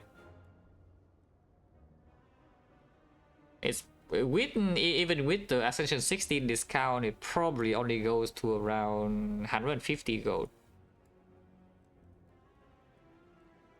Unless the fish goes absolutely crazy. All we see normality is 1000. Otherwise, this choreo doesn't really offer much. I mean, it can offer you like a stack of powers with Mummified Hand. Husky argument doesn't really matter here though, because we Mummified Hand 4 base energy already, and we want to take Pocket Watch in a lot of turns as well. So the 5th energy is not even going to do like that much. Is P-Box still in the boss relic pool? Yes. Yes. Yeah, Act 1 we saw 3 energy relics, right? We saw Choker. Oh yeah, we already freaking saw Kursky. What am I talking about? Yeah, we already saw Kursky. Okay, never mind, Kursky cannot show up. But yeah, we saw 2 energy relics, yeah? It's like Dripper, Kursky, and Choker. Oh yeah, P-Box Fish with the choreo can do something. We can also see 1000 gold, and then I'm sad and poor again. I mean, we already poor and sad 1 time in this run, right? Like, what is even the 2nd time? Yeah, I key, yeah. Of course we fight this. Favors? Okay, where's my whirlwind? Yeah, I know. Alright, the Dark Embrace is here, so I don't draw my whirlwind. Thank you. There's no reason to panic yet. I do need to take Pocket Watch though, so I think we just defend Ghostly. If you are really scared, you can play Dark Embrace defend and take 26 instead to get +1 draw with this. But I hope I'm not that scared, we just defend Ghostly. I can also just one-shot them with Whirlwind, yeah? We take 16 here, one-shot them with Whirlwind and lose 10 from max, but then I can use Fear Pot again 5. And maybe in this fight I can steal Akabeko, Reaper, like whatever. just do this, no? Pocket watch. And here is why you say, I say like 5th energy is not even that good, because on 4 energy we already do this pretty often. They're all dead, by the way, yeah? They are not all dead if I play Reaper and then I'm dead. Okay, I don't like to be dead. So I think we just kill them all right now. Goodbye. What? Wait, really? Am I at 10%? Like, Act 1 we go to 90 and Act 2 we're at 10 or what? Is it actually a 10? We drop what? Fear Pot, Weak Pot, Explosive Pot? Wait. Fear Pot, Weak Pot, Explosive Pot, and maybe that's all, right? That's actually all. Wait, I already have dropped 3 potions, it's not 4. So 1, 2, 3, 4, 5, 6, 7. Wait, what? Eh? Wait. Did I even see a fight here? I saw the Vagrant and the other one. What was the other one? I think it was a fight. Yeah, it was a fight, right? Yeah, it's a Snecko, yeah. There's actually 4 probably. What was the 4th one? But I'm pretty sure this is not the 3rd part. I'm pretty sure this is freaking the 4th part. But then our point chance still at 30. It's not so bad. It's not a 10. Okay, another weak part, sure. Oh yeah, bronze skill against boost stabbing burning here again. Point chance 30, so it's not that bad. This is absolute garbage to skip.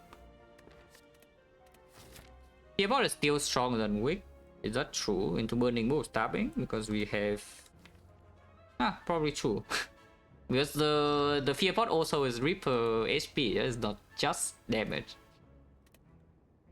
And if we face leader, then it's stronger. If we leave this Ike without having to use potion, then it's probably also stronger than this, I think. Maybe. I don't even know. And of course we're farming burning and point chance 30. Let's go again. You can cash in. I think I like cashing in.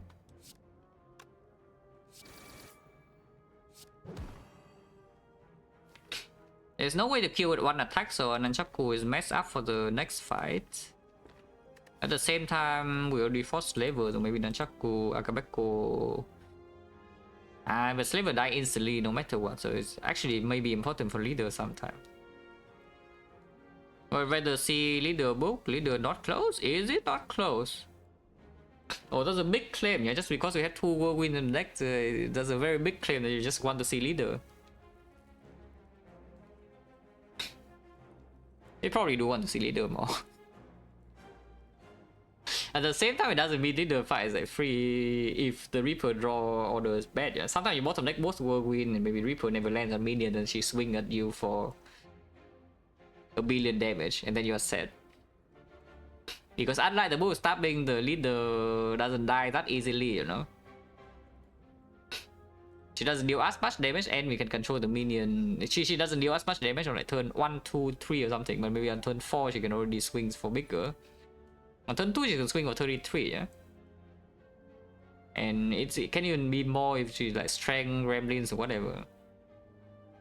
Even worse, yeah, turn 1 for some reason, because you have added the Dark Embrace and whatnot, you don't draw lethal on the gremlins. And then she buffs on turn 1 and turn 2 she swings at you for like what, 60 with the minions together and nothing dies. And it's a still leader but it's not close. Because I see that the bull stabbing is hitting you for, you know, maybe only like 30 or something on turn 2. But leader can hit you for 60. If you extremely low roll. It doesn't happen that often because we draw 7 on turn 1, but it can happen.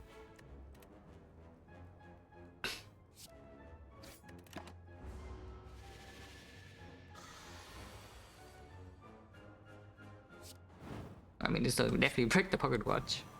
That much I know.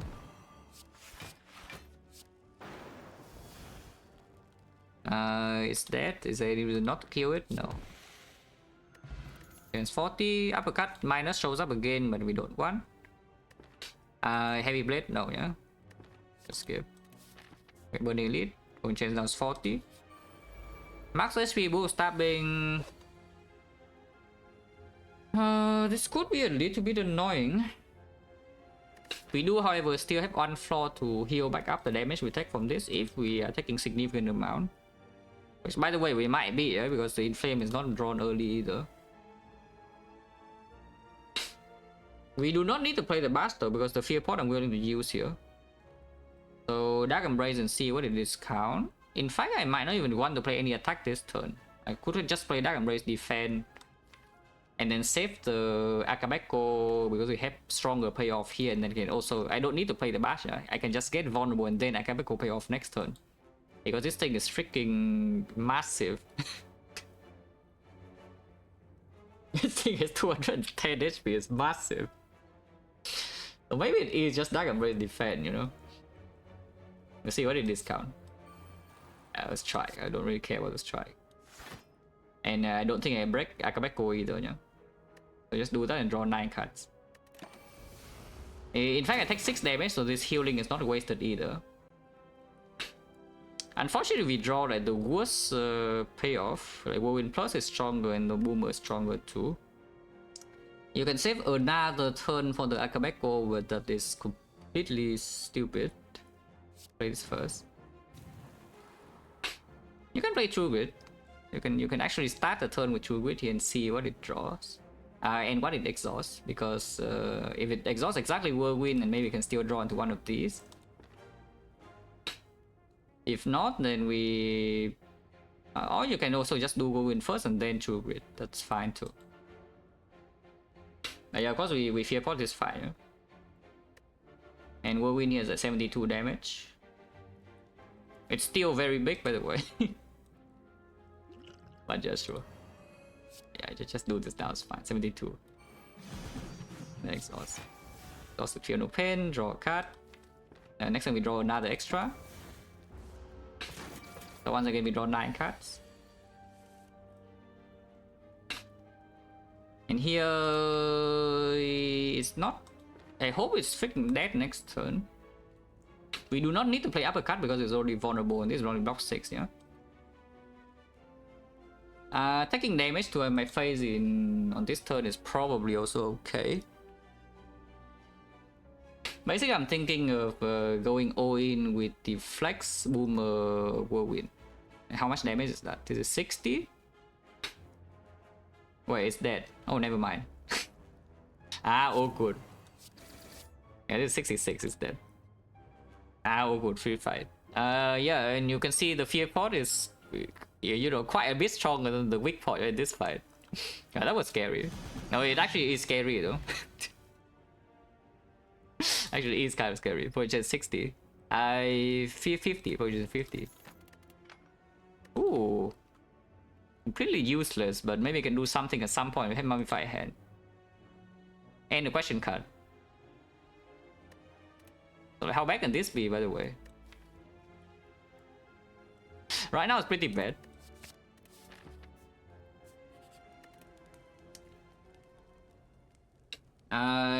To with upgrade now, but you can also do uppercut first. But eventually I want this to be green, yeah? And the uppercut upgrade would be irrelevant if I see a shockwave literally next floor. Especially with the barricade now, the Shui upgrade becomes even more... it becomes even stronger. Not just the +2, but like actually improving block output consistently. Just a good thing. Oh, sure.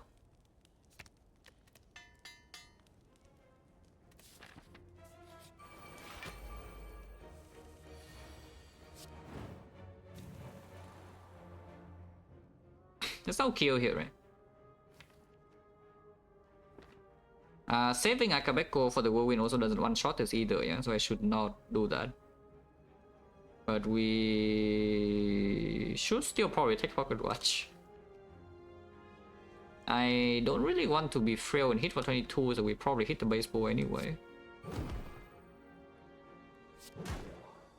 Is it 52? Pocket Watch next turn, the 52 over 2 turns. And headbutt. It is not worth it, right? Play 9, 44 is not really killing unless you draw exactly Whirlwind Plus. Sometimes we draw Flex Whirlwind and we still kill both. Yeah, like that. You're dead.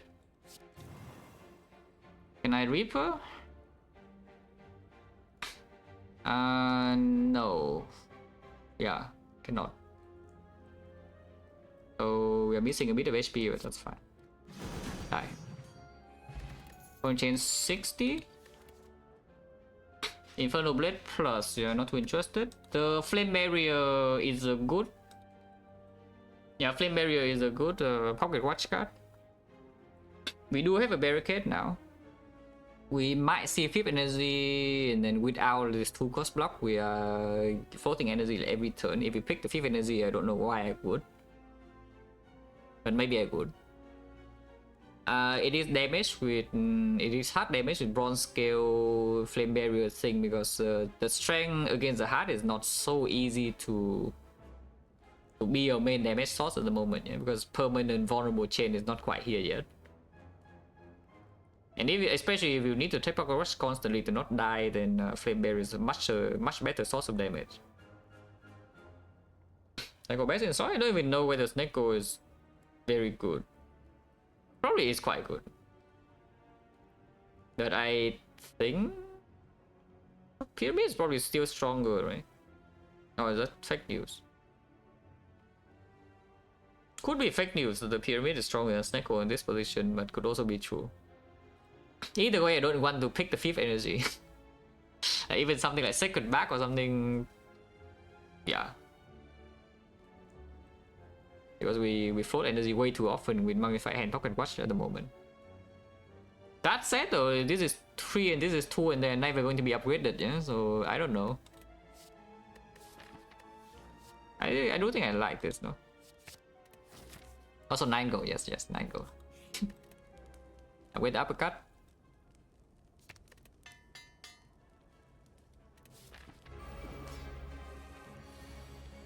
Do nothing because I need Akabeko Whirlwind to kill the freaking minions. Also, spending Nunchaku this turn is not exactly the greatest thing I have ever done. Do nothing. And here we can kill them. Take 21 to my face. That's fine. In fact, I don't take 21 because I can play the Ghostly Armor. I would not have Pocket Rush for next turn. That is probably okay. Do one again, get open. And Server Soul block 6 and then play the Whirlwind. Next turn, Pocket Watch this hand. I don't really expect the Barricade to do anything in this fight, so maybe just rush her down. Yeah, rush down. Wow. No, really, you just want her to die. Because we are weakened now, and then if I don't kill her soon, then we have problems. But here I can do a big turn, right? Pocket Watch, look at this, wait. 0-2-2. Spend all the energy in Pocket Watch, and she's vulnerable, and we also cash in with some damage. And she's alone, so the Soul Boomerang can also deal damage. Right, coming up next. Now we cannot stay here forever, yeah? This deck doesn't outblock Collector, like she needs to freaking die. Very, very soon.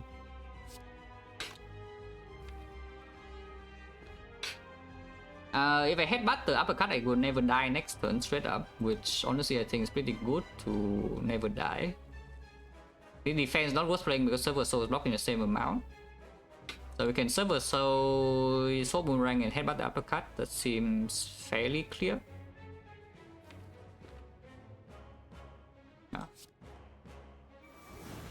Reaper is not played yet, right? Yeah, so sometimes we can flex Reaper also. We can never die next turn because she maximum deals like 23 damage. She decides to do the damage. Reaper being drawn now is a little bit annoying. Here you can see like also the Flame Barrier. If you want to Flame Barrier, you can also play like Reaper Whirlwind Defense Plus. Because she always dies over 2 turns, yeah? Otherwise we hope to draw the headbutt. And then if flex on Reaper, because Vulnerable is also running out. I think it's better to just break Pocket Watch this turn because she never attacks next turn. If she buffs, I'm still fine, right? I hope I'm fine. And then she buffs and then swing the turn after, I'm still weakened, yeah. But I think I'm fine. I deal 8 damage this turn. Is at 40. Actually, we deal more. This is 7. 7 goes to still 7. So we deal 10, so it's at 38. And we have 2 turns to kill. Next turn, draw 5 cards. It's still vulnerable. And should be fine.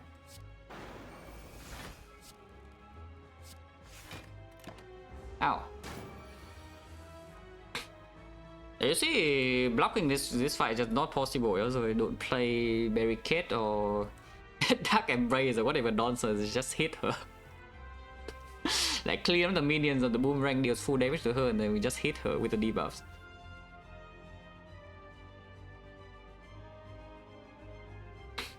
But basically if we go into Act 3 boss and our block output doesn't improve from this position, then it can get weird, yeah? Because our damage is also not that high, you can see. We took until turn, like what turn is this? Turn 5, 6, 7, freaking 7 turns here to kill Collector. That's a bit too long, to be honest.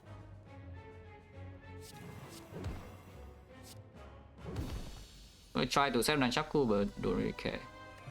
What? Break potion again. So we missed the 60% and now we enter Act 3 with no port, yeah? Oh, the Reaper. The feet, not the Reaper.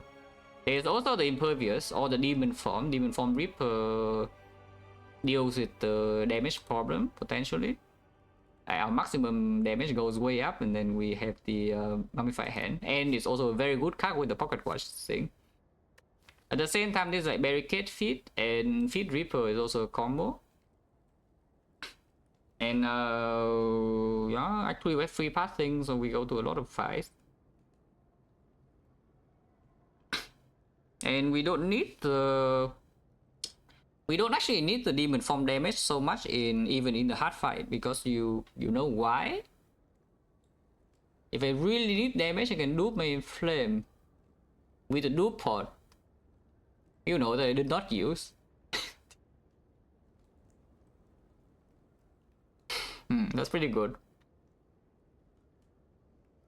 We never ever see additional damage so but I also cannot really gain block with Barricade. You can also do Min Flame for one boss fight. I just take the feet. These are all good, by the way. These are all extremely good. All 4 of them. Like, this is great. This is great. This is great. This is great. All of them are great. And I think the feet in this position is probably the best one of them. Just because of the nature of this deck, you know, in Act 4. It's reduced the variance the most, I think. While the chance of it killing us because we are lacking output is not super high. It is Neko everyone, or the second back, or the Black Star. Well, that's not the 5th energy, yeah, which is exactly what I want. Yeah. And all of these are good in different ways.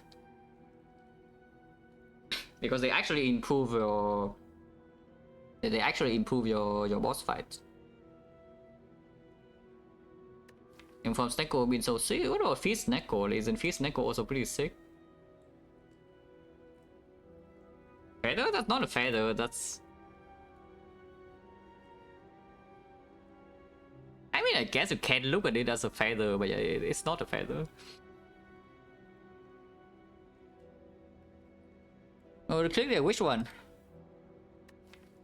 Because the Snecko I do see, of course, it's freaking Mummified Hand Snecko is quite strong, and of course we have unupgraded powers that are expensive.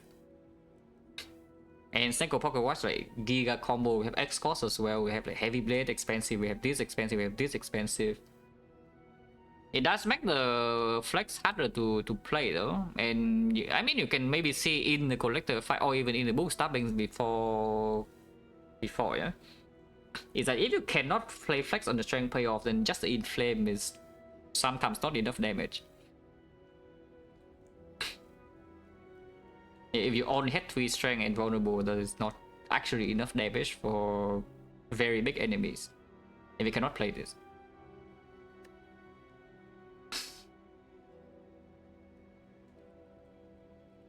And second back with the Duke pot is also not freaking not bad, you know. Especially when you draw 7 on turn 1 and you draw 8 on turn 2 or something. You just get to loop your powers.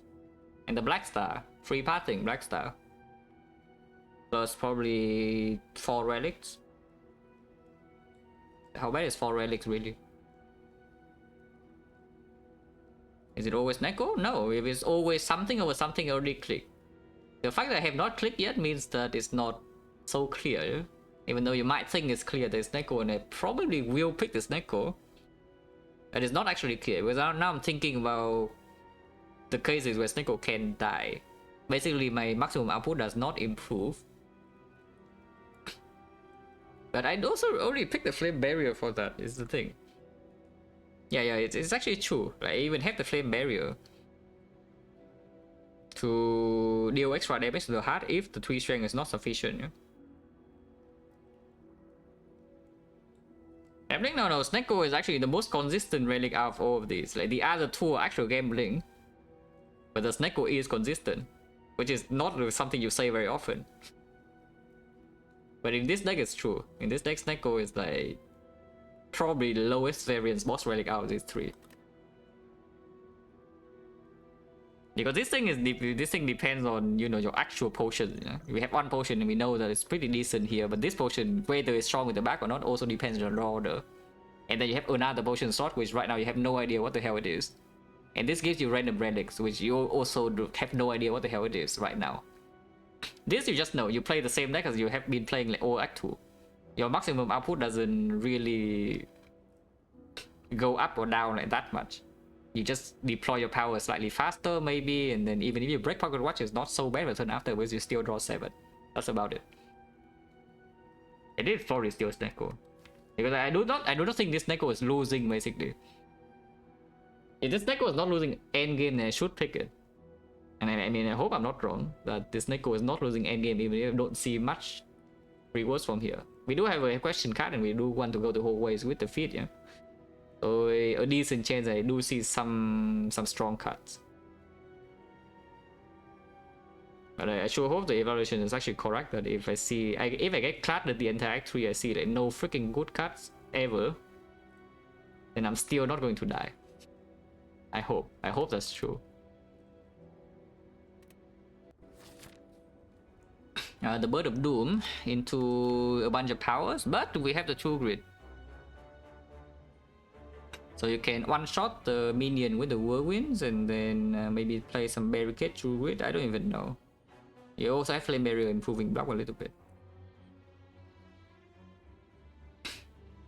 How often Sweet, I'm assuming you're asking Enervac 1 and compared to Enervac 2. Yeah, Enervac 2 is better like almost always. It's very rare. Okay, maybe it's not that rare, but those are the runs you don't care about. Is because if Enervac 1 feat is stronger than Enervac 2 feat, relatively speaking, it means that you're freaking broken into Act 2, and then like, how much do you care? But it usually happens when you pick feat Enervac 1 is that you go into Act 2, you cannot feat. Because Act 2 enemies are way too strong and you are getting owned, so you probably get maybe like what 9 or 12 HP inside Act 2, but at the same time you lose a different rare card and you maybe get snowballed downwards because you cannot fight elites, or you have to skip one elite here and there. If you skip one elite, you already negate the max HP you get, yeah? So you need to be able to farm like the same amount, and then the feat can be extra value, but it's not even that much. However, the bird is actually kind of spooky in a sense, but I mean, the bird is always spooky on the Ironclad unless you have like some Giga Disarm. Oh, the Black Stars plus freaking 5 relics here, you see this? 1, 2, 3, 4, yeah, Act 4 leads 5.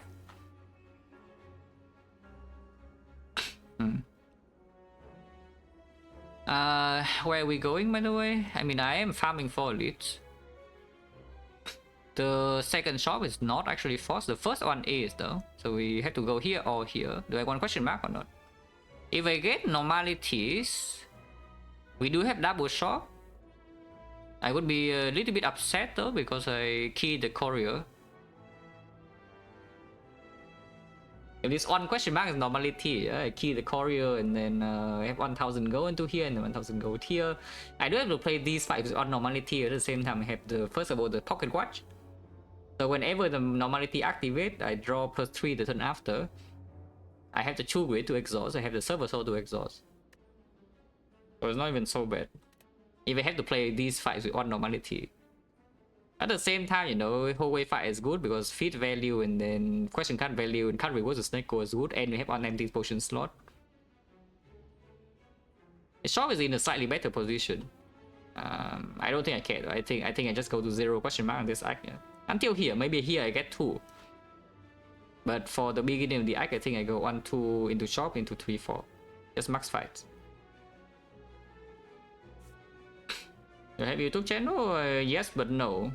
Basically, there's no content on YouTube. At least not by me. My voice on YouTube, but yeah, it's Pridwin is the one uploading, not me.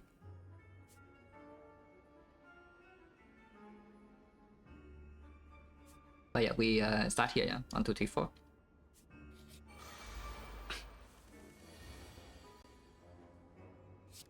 We can break. We can break the pocket watch now because we have snake core, so we just play hand.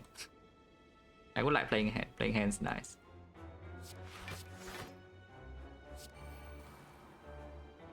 Yeah, nice. Akabeko and Whirlwind. We can Reaper.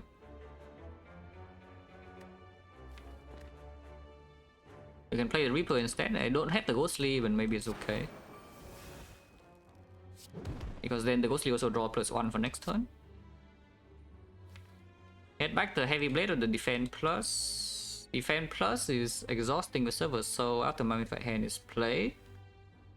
Heavy Blade is just strength here. We Heavy Blade. Zero cost. Okay, hopefully it's lethal. It's definitely is not lethal. I mean, it is lethal, but not with the feed. Is it not with the feed? Wait. Oh, it's one off. Ah, yeah, 54 damage. We, however, do have sustain, yeah? So how dumb is it to just take the hit? Because I would really like to feed, you know. This is 1 damage off, right? This is 23 plus another 18 is 41. 41 is 54. Yeah, 1 damage off. And again, we don't need to take pocket watch, so I can still play double defense, take 6 only.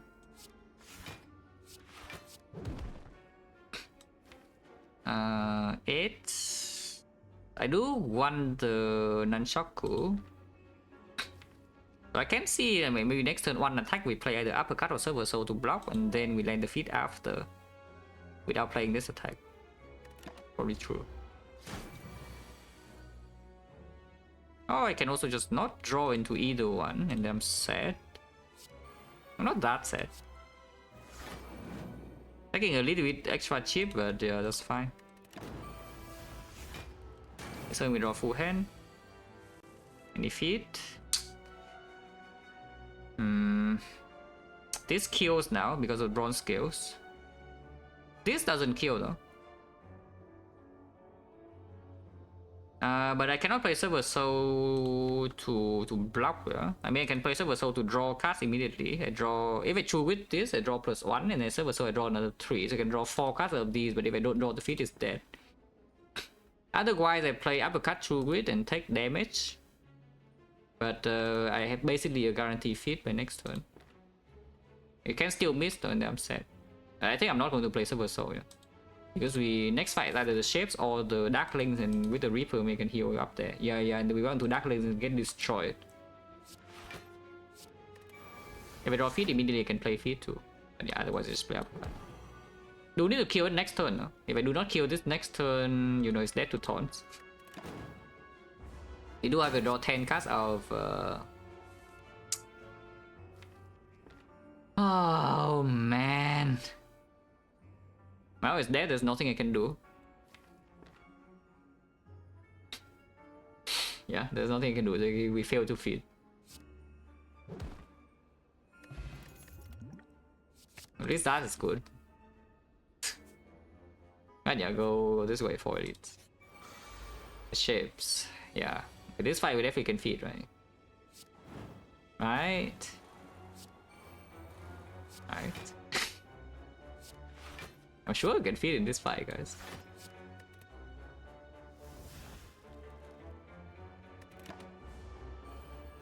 Yeah, the shockwave card is pretty good. Before talking about whether we can feed or not, let's not get exploded next turn. Let's kill that. Yeah, now we can take our time with this feed. We don't need to take our time. We're setting up Nunchaku ideally is good, but honestly I don't think I want to bother.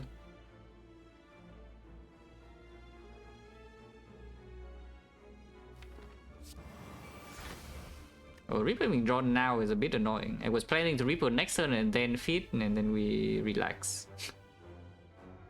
I mean I can still just attack the Spiker here. I probably should.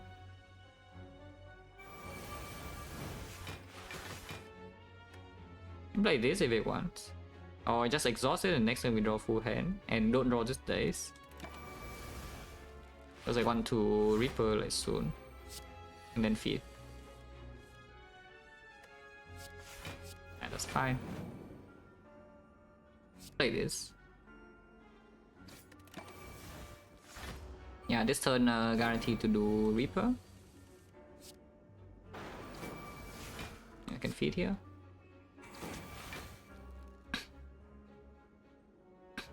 You can set up Nunchaku to 9 here if you really want to. I mean, I can try. Cost me nothing.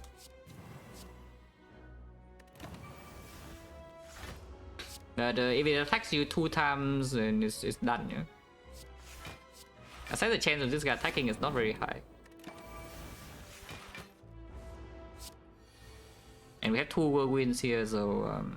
But however, we do need to have energy in the hand that adds to 4, otherwise it doesn't work. And here you see 333, it doesn't work. Unless... Okay, now we actually get to 9. And next time we kill and then just go to 9. A potion for Gens 40. Entrench without barricade. We do have a headbutt also, and a loop pod, ooh.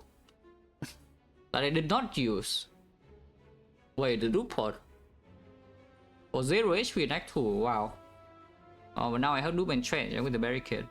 That's amazing. The med kit to go without Dark Embrace, Feel No Pain. We can go to the second shop. But I can also just buy like Vajra or something. I'm not buying this, but I can buy Vajra, I can buy Medkit, I can buy Remove. You can buy the loop pod back again if you have spent your loop pod in Act 2 for some reason. But impervious? No, I want my feet. I still want my feet. Unless you have literally no way to start your block, then maybe you want the impervious, yeah? But otherwise it's... If you have barricade and change your deck, like the top priority is simply just not walk into the heart and die instantly first cycle. Because the moment you get your entrenched combo in play, like the heart never deals damage, you know. So you can go to the single digit HP or whatever, doesn't matter as long as you don't die. And guess what happens when you have like impervious and you draw badly? Yeah, you die. And dying is not good. Yeah, exactly. You have feet and then you have impervious, so you don't need to play. To survive first cycle, and then afterwards, of course, starting up block is a little bit more difficult, but it's not impossible. And the moment your engine starts, you win, yeah? That's just how entrenched barricade works. So how is this medkit? It makes speed, it improves speed and shield a bit, because yes, we do have Dark Embrace, Feel No Pain. We do not, however, have Power Through or anything similar. In this fight, it doesn't play. In Donuneka, it plays. In Time Eater, not really. In Nemesis, it plays with Nemesis, so do we care? Maybe a little bit, not that much. I do not need to go to the second shop, you know? So I can simply just buy Make It Remove and then I go to double question mark here over shop into a fight. How much gold do we make, by the way? 45, 105, 135, 165. So I can still buy shop or common relic. I cannot buy rare relic if I remove here with a relic. Unless the chest has gold or something else happen, like the fish. Oh yeah, with the fish and question card and the chest with gold, and maybe we see relic events here which also gives gold and a card. Probably okay. Remove is pretty good too, yeah? In this card deck, especially with the entrenched barricading now. Because it just kickstart your engine faster and also increase the chance of drawing maybe even some Akabeko whirlwind thing in the spear and shield fight. Oh, by the way, you can even do put Akabeko whirlwind in the spear and shield, yeah, if you want to. You do not get Akabeko on the second hit, but that is still a lot of damage. How much damage is it exactly? It's 16, so 64 plus another 32 is 96 damage. Oh, wait, that's so weak, man. Normally when you let noob port Akabeko whirlwind and spear and shield to die instantly, but like what, 96 is not even close. Wait, why is that class so weak, man? It's fine, we'll figure it out like somehow. But yeah, I probably just do make it remove, yeah. You can buy a second loop pot here, by the way, over this, but probably not. Let's try. It's nothing worse than strike, right? Yeah, no. For elites. The shifts, I mean, I just fought this. If you play the whirlwind, they all die, and then you are small and sad. I don't want to be small and sad. Leaving just the baseball alive is not very easy to deal with either, though. So what's the line? I guess I just break Pocket Watch and leave this alive so that I can block with Feudal Pen and also draw with Dark Embrace, yeah. Because blocking this with Frail is not so easy. Just like this. It was one shot.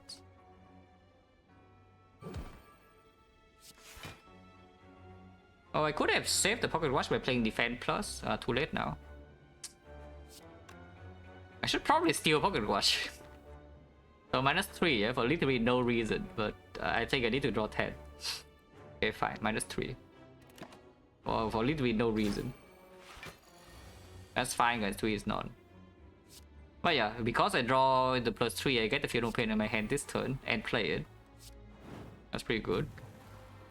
No barricade though, next turn, but we still draw 10, so maybe it's not that bad. And this guy also gives us 6 block.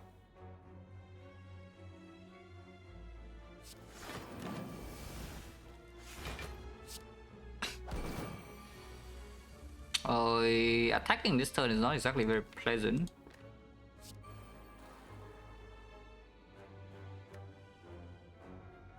We can kill it though, I guess we can kill it this turn too. How much block do I gain then? 1, 2, 3, 4, 5, 15. Attack 7. I can gain 18 and attack 4.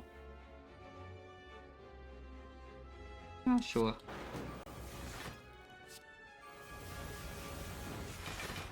I'll watch again. Now, killing that there means that it's not super easy to outblock this from here, but with this hand maybe we can. Yeah, 19 and we headbutt the entrench. And it already can outscale this next turn, so it just played it. Oh, the watch is already broken. Okay.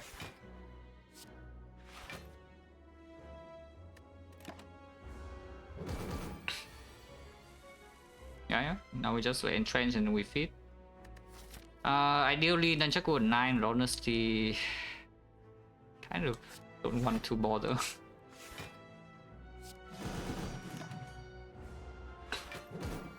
This probably is not that difficult to set up though from this position. Because next turn we just play 2 attacks and it dies, no? In fact, I can play 2 attacks now to set up just the feed next turn, it cannot miss. Oh, I like this, right? It takes 6 damage, and next turn the feed is 13. I mean, I should play the strike, yeah? It doesn't die, right? It's like 6 plus 9, it doesn't die. Then we just block. Do not play that. If you play that, it's dead. And this turn, this turn we feed, guarantee. Oh, Ancient Potion is here anyway. Sozu or what? Because I mean, loop pot is for one time loop and change, yeah? And the black and the Ancient Potion is also for one time block vulnerable. Burning Fact is here every once. It's scaling. It does exhaust the deck down to the Entrench alone a lot faster. And we do have the Flame Barrier, which we can even upgrade, yeah, by the way, as the block starter. I mean, I don't mind. Also fish, yes, fish. Upgrade pot is not super amazing. It can discount the Dark Embrace. It can make the barricade more expensive. It can discount the Entrench. Improves damage output a little bit. Improves the starting block a tiny bit. Overall, kind of just don't need it here though. At the same time, if we can feed to like 100 or something, the Ancient Potion is not so needed, yeah. Basically, if we enter the hard fight with like 100 HP full, then the no Ancient Potion still no problem. Which means that if this Ancient Potion, if by taking this Ancient Potion, I will get destroyed during Act 3, so I cannot feed. Or I go into Act 4 and get destroyed by Spear and Shield, and now suddenly I have an Ancient Potion, but I lose at 30 HP in the process. Then it's not positive.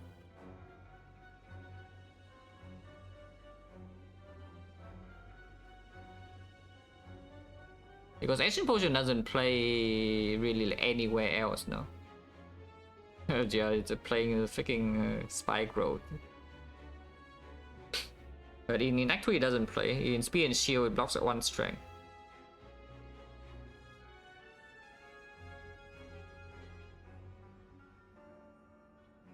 Yeah, Wet Potion can get me 1 max HP. I mean, if I choose to use it, I'm probably just not going to use Potion until I have to. Which is why I'm thinking about this Ancient Potion. Because most of Act 3 we probably don't need the Potion. If there is a fight where I need the Potion, then what is it? Because maybe it feels like maybe it's Giant Head, yeah, if anything. And yes, in Giant Head fight, then the upgrade pot is powerful. And Ancient Potion doesn't do anything. Because against the Giant Head, it's not so easy to start the barricade and train thing if the powers are drawn late. In the first place, on turn 4 it already swings you 40 and then you never really get a chance to be up block, because unlike the hard, it doesn't give an off turn. And you also cannot really use your loop pod. Retomancer and Nemesis should be completely fine. I mean, I pretend that they are fine, yeah? Because Retomancer, we can kill minions with Whirlwind, and then you can barricade and trench up until she resummons. You do one-time Reaper, so you heal a lot. The Nemesis, we have Medkit and Dark Embrace, Heal No Pain, should be relatively fine. Also have like Shockwave, Uppercut. And it doesn't attack you for that much. Always with the Reaper, I would trust that it's fine. So it's just about the Giant Head, that we find Giant Head or not.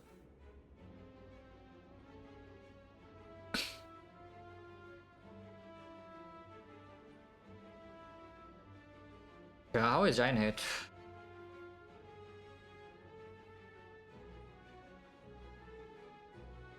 Maybe you can just kill it. It only has 520, you know, 520, and we still have like vulnerable into Boomer is already 40 damage with slow stack, maybe more. With flex 100. Hopefully not stupid, yeah, but I think I'm allowed to take this potion.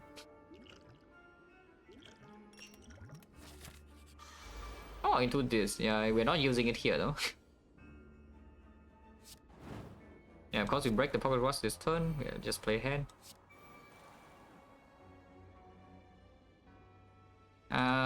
Do you want the Burning Pack? Because if you are not Burning Pack, then you can simply just play like the defend into the Chewit into the thing. And packing this turn, drawing into... I don't even know, like... Because you only have 1 energy left, so there are a lot of things you cannot play, and you lose the defense plus immediately as well. You lose 5 block. That's just not right. You can even play this for 3 block, but I think energy for next turn is probably slightly better. And the burning pack and the redraw is not too bad either. Building up block here is not so easy, huh? If we do not draw the entrench or the weakness or whatever this turn, it also attacks big. Because here you can see we cannot actually build up block. We block for another 21.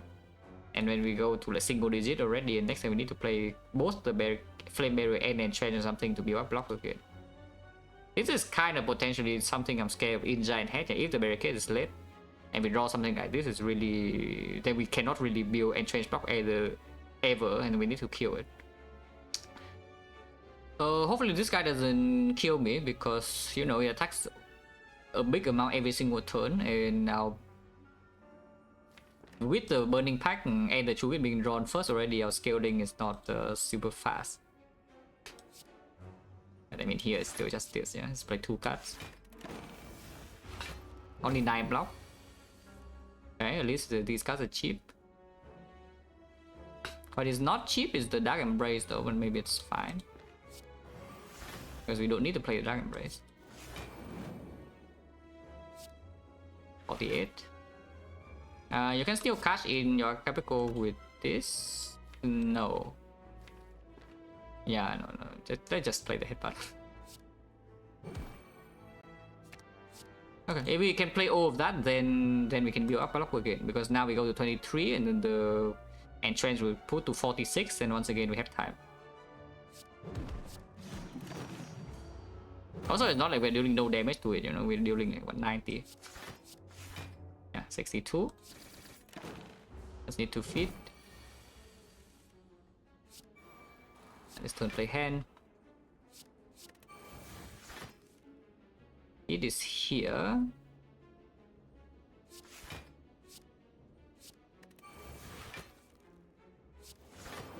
Okay, just block. Don't think it's really possible to get Nunchaku 9. I guess with Whirlwind we can do it. Yeah, actually it's with the Whirlwind we can do it, huh? It is taking damage from Flame Barrier though. And taunts.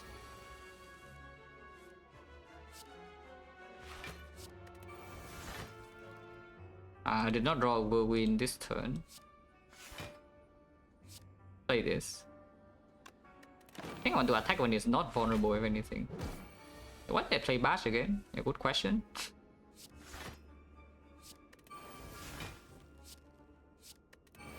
Yeah, like this. Boom. Nunchaku +1. Limited time, yeah? It's going to die in a couple of turns. And of course we still need to feed.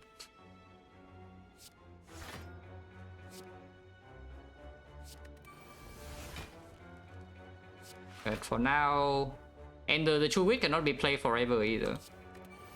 For now, we can advance this a tiny bit.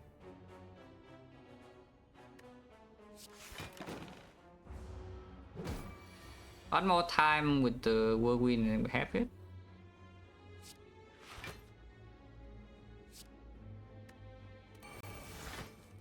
It did not work. You can play 11 damage now, but I think I will just wait.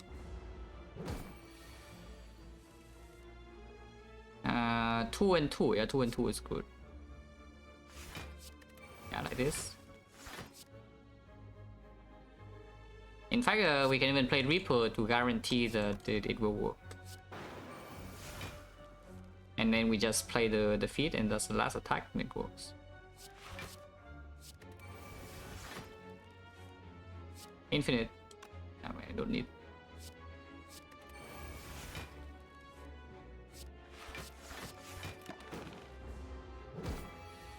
Feed.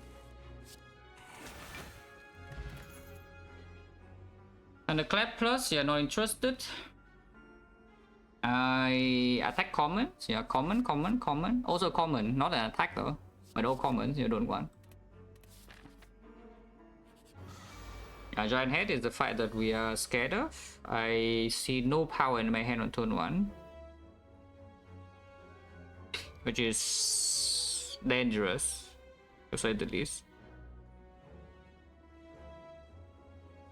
Not much to do here though. I'm pretty sure I play the uppercut over the defense, no?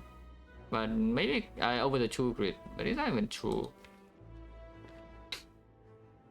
Because if I true grid away, the bash is already hard to kill, yeah? And we lose some damage. Because I can even do headbutt on the uppercut itself.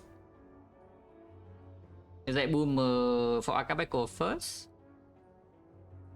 Or I can do, or I can commit to blocking, because we can do true grid into Akabeko boomer and then headbutt the true grid.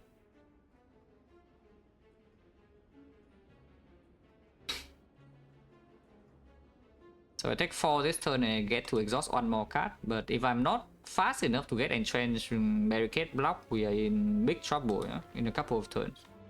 If I don't start pushing damage now. I think it's still fine. We are not losing that much damage for it. Okay, to be fair, I'm losing actually quite a lot. Because uppercut will be like 15 and then I can headbutt something, which is another... I lose like 30 damage. And debuffs and invulnerable weakness. Quite a lot of damage. I think I'm fine. I think I'm blocking. So we true grid away the bash and then play the boomer, get the nunchaku, and then headbutt the true grid. Hopefully not stupid. This could be extremely stupid. Hopefully it's not.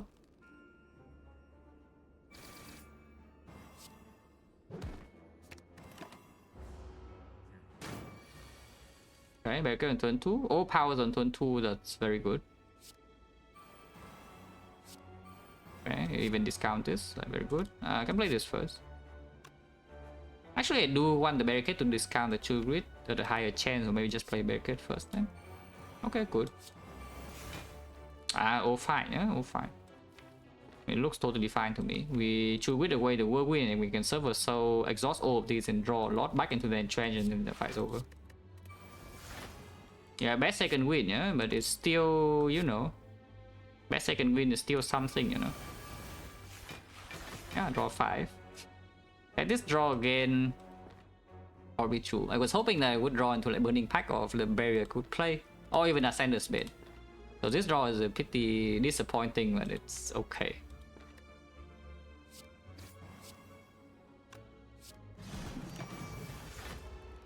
Yeah, I'm pretty sure the fight is already over. Like after that turn 2.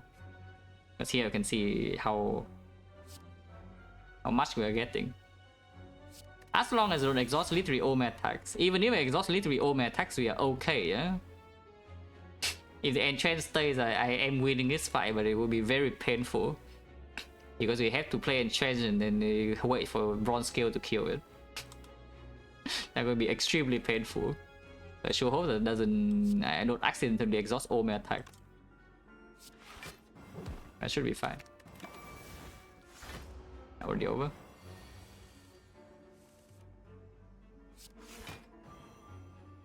I can play Reaper now. Play this.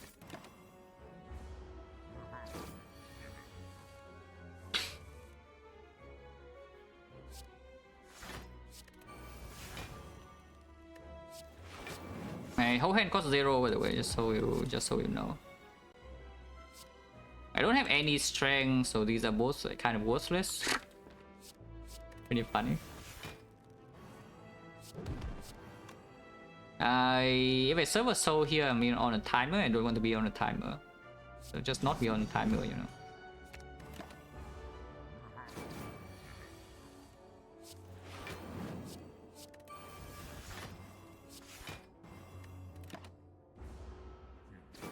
Okay, try to set up the nunchaku.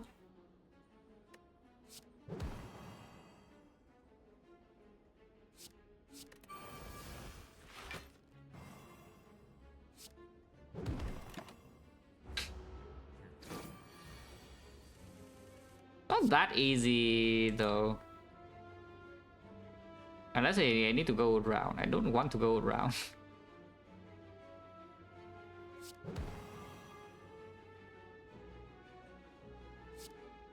Yeah, this is 4 attacks. Yeah, it's just not possible, right? So we probably have to go around. So I just play Whirlwind. Because I'm waiting room, that is exactly not what we want or need. Because the moment body slam does literally anything in this deck, you have won the fight. The body slam is just basically just a curse. Even though right now, because it looks like it will do something nice, right? But when you get to this spot, you don't care about the body slam. You never are short on damage either, because you have bronze scale, you have flame barrier, you have vulnerable. You even have strength. You don't just exhaust literally all your strength. On the early turns before your barricade is down, before your entrench gets started, the body slam gets in the way and it's completely worthless. So it's just a terrible pick. I don't even know why I played the card like that, but you know, I already did.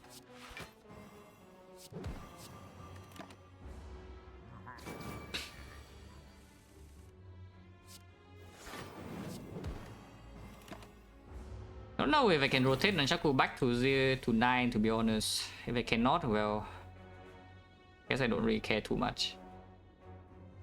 It looks pretty freaking hard. Maybe it's not that hard.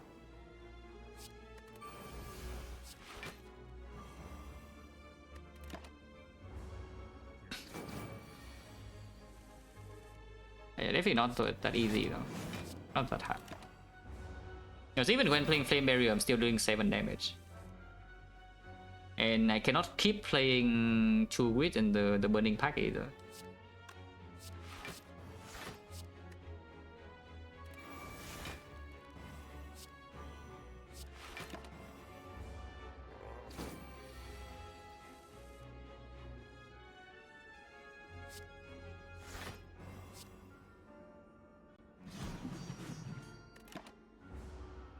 Yeah, vulnerable is gone now, so it's not too bad. Yeah, because if I deal like one time damage to the wound, so it's not that much damage.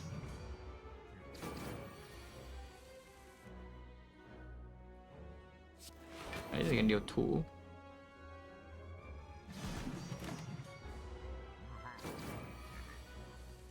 Uppercut into feet now is working. I mean, not yet, but next turn. I just played it. Actually, it works now because of slow stack.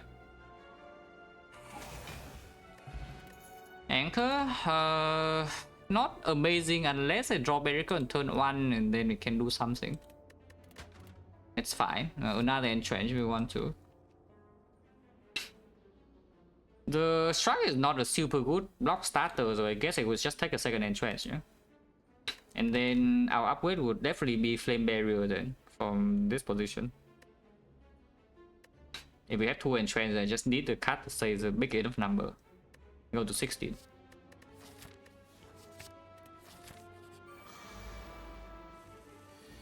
Transient enemy.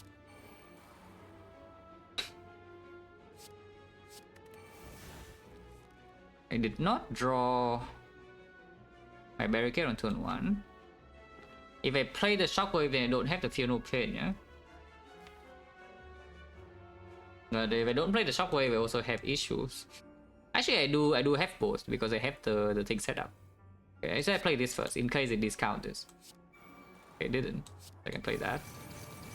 And this draws 1 card. If it draws barricade, well, I'm set. If it draws 0 cost barricade, I will be happy. Barricade will be good here. This fight is not actually easy, by the way, just so you know. This fight is definitely not very easy. Hopefully we have a big turn this turn. Looks big enough.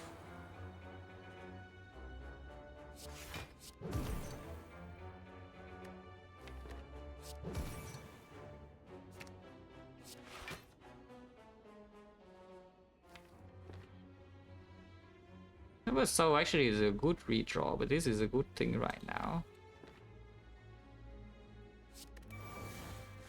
Okay, actually is 0. I can play entrench. If I can play entrench, then I should be fine. Because yeah, we have another one coming, and this actually outscale. We cannot I say maybe feed here, really? 800 HP, and now I get what 74 block. Why can I feed? Freaking dreaming.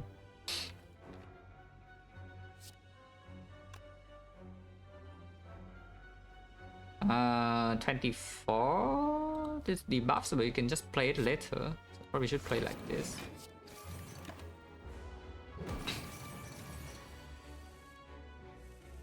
The best negos ever every turn. It's actually true. If maybe burning pack and two wit repeatedly cost 0, then it can be infinite with the headbutt immediately, and then body slam can kill. Yeah, it's true. Can happen.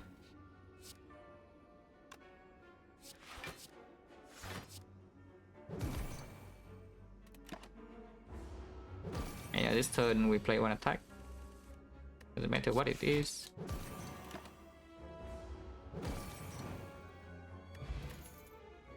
Yeah, complete garbage. Do I want a second pack or not?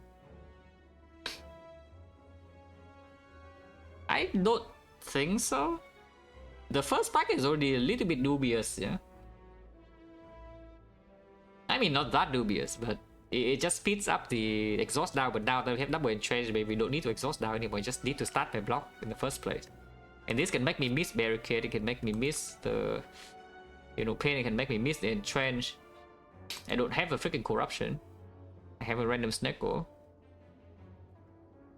No. Skip, yeah. It's complete hot garbage. And of course we fight more elites. Fish? Yeah, sure, fish. The Retomancer enemy is here. I seem to not have drawn barricade nor whirlwind on turn 1.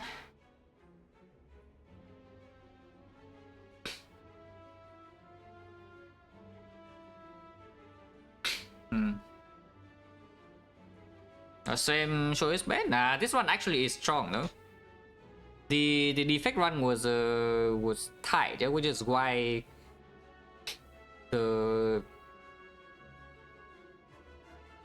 which is why one card could make like a big difference. But this one, honestly, if you add a body slam, if you're winning convincingly, you add body slam, you're still winning convincingly, probably. Especially when you have feed HP. It is, however, bad. I mean, with the anchor, it's a tiny bit better. Still bad though. What am I doing, by the way? Just checking. Are we hoping that we draw whirlwind next turn? Because the chance to draw whirlwind is pretty high, to be honest. We draw 10 cards, and we just need to draw 1 whirlwind. In fact, you can be burning back into a whirlwind and it still works. With that line basically says that we play like what? Maybe Fear No Pain 2 grid, not even Shockwave.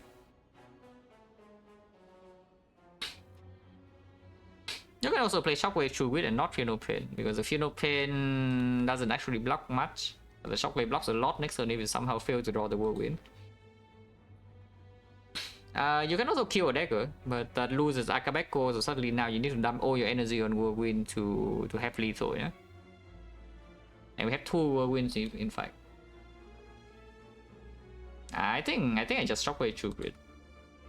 If you play the Fear No Pain, there's a 1 out of whatever that you discount this and then you're happy. Yeah, I think I just Shockwave True Grid.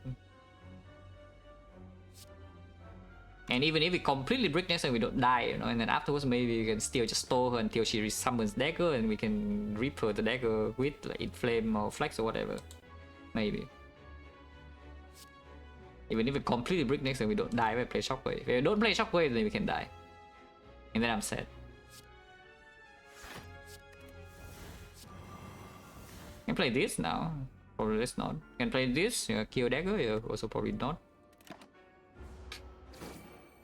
I mean, just draw whirlwind. How hard is it? We have 2 of them, we draw 10 cards. Yeah, like this. So, how much energy do you need for this whirlwind? Yeah, 2. No problem. Then we just play barricade first then. Block, block. Cannot play entrenched though. But that's fine. Yeah, that's fine.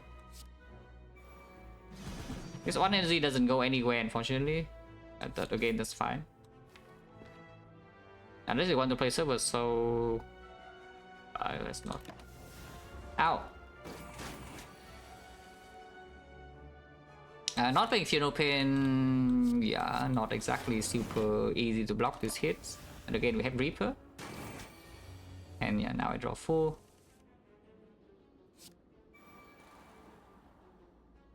But yeah, that's why the barrier would like to be green. Yeah, otherwise starting block is not very easy at all. It's hitting me again, and we block 10 one, and I'm sad. I can hope by playing the burning pack instead. And sometimes I draw into 0 cost, so even the wound would be slightly positive. Or I can just accept 22 damage to my face and then actually entrench up and then wait for triple Reaper. I think I just take 22 to my face, guys.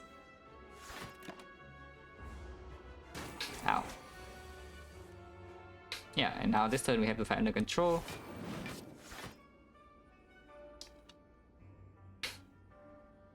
Still one vulnerable in order to get a little bit extra of the Reaper.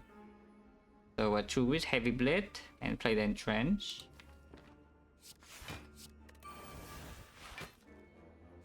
Play this. No reason not to play that. Play this too. And so now we wait for it to resummon, which is right now. Unfortunately, our Reaper is also right here. But maybe it's fine because we have Headbutt.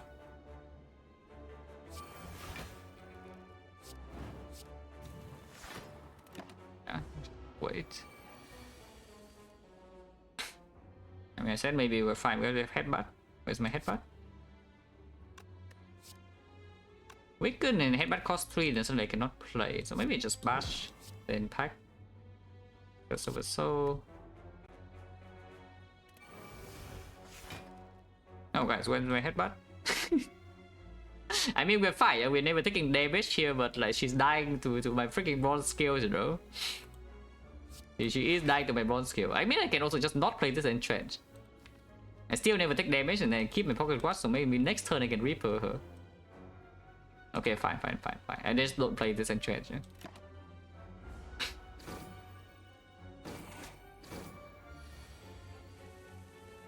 Okay. Where's my Reaper? If it's not here, then we need to wait for the next resummon. Oh, Burning Pack will overdraw unless I play the Bash, but if I play the Bash, then she's closer to being dead. And then maybe she just dies raw skill before she resummons again, and then I'm very sad.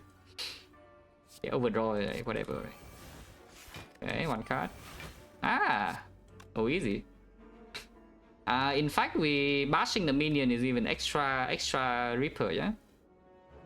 So we just bash the minion and we heal 9 instead of 7. Oh, easy. Yeah, and now we are basically full, and now I just feed her. Which is also easy. Like this first because I take damage.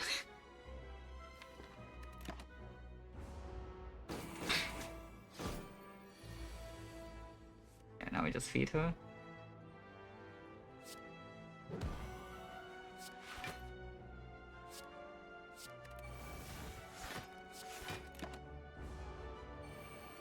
The attack should be very easy to do.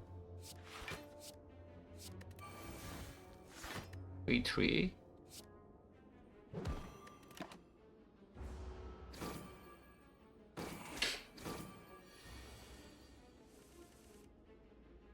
Yeah, bash feed works, yeah.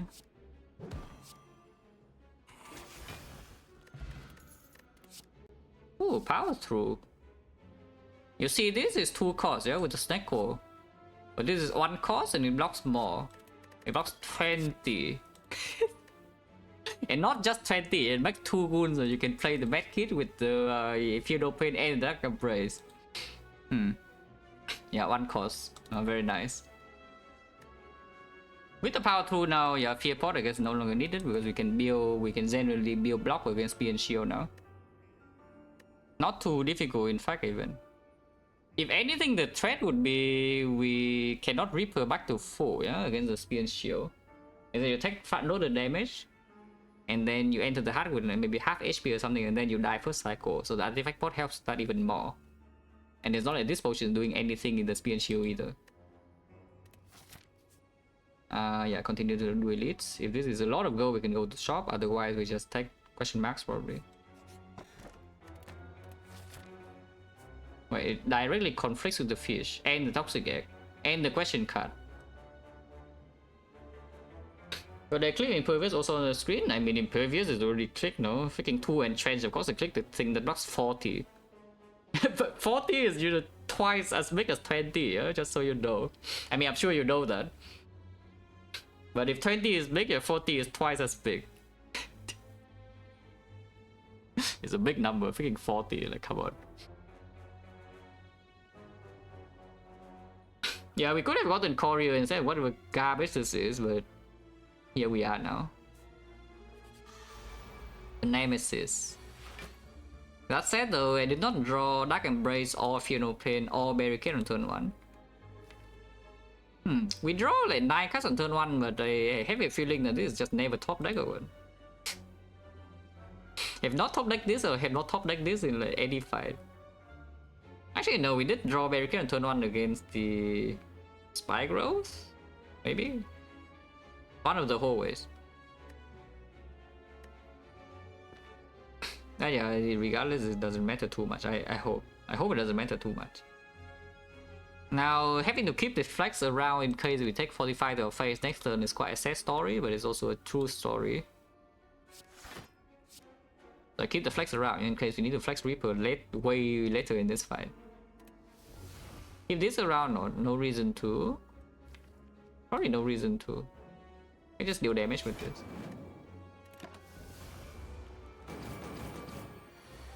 Okay. Powers are here. They're expensive except the thing though, but maybe it's fine. Is it still fine if I just exhaust my Dark Embrace to block? I can also not. I can also take 10 and then rejoin to Dark Embrace later. Or I can play the Inflame too, but I think Pocket Watch is stronger. I think 10 is okay, right? I think that's a huge problem. Yeah, it burns me now. We have a massive amount of block in hand, so let's just play the massive amount of block. Regular Akabeko to get the wound in hand right now exhaust because Dark Embrace is not in play. Sure.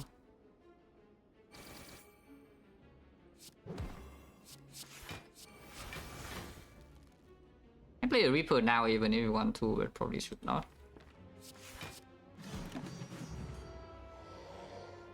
Yeah, already have 52.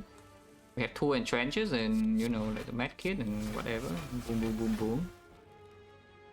I play this for fun. Actually, it's not for fun because we have Reaper that still needs to be played. We're missing 16 HP. Now it's going in.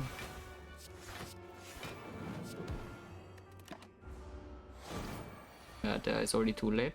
Reaper, of course, is drawn this turn, and I'm slightly annoyed. Flex can go now.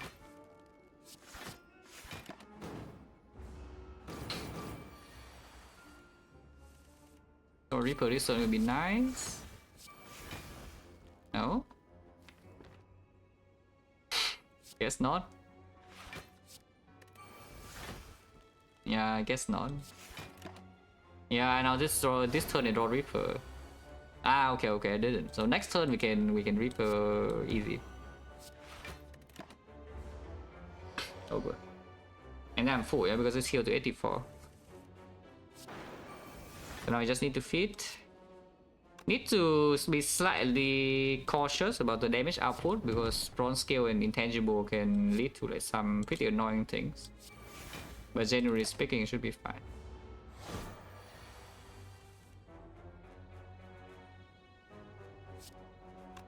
Yeah, like here, acting this away is probably good.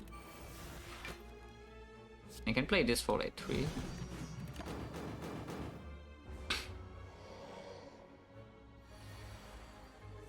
On attack plus feet.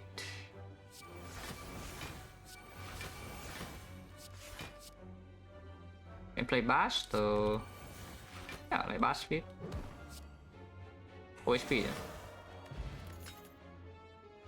Complete garbage. So I guess the Berserking Bow is going in. Yeah, going in plus 2. Wow, amazing.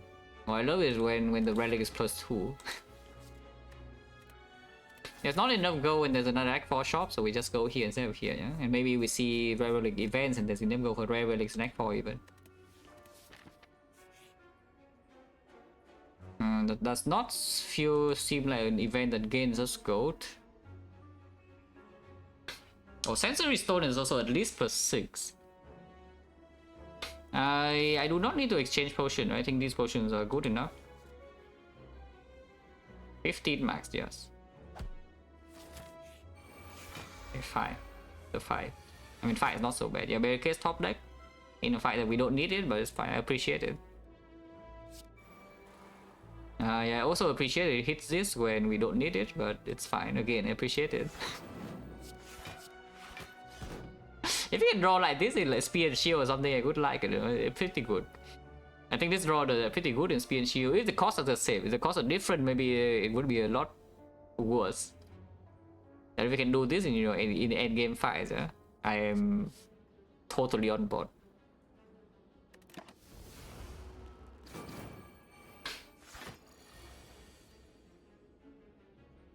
How is this? 52.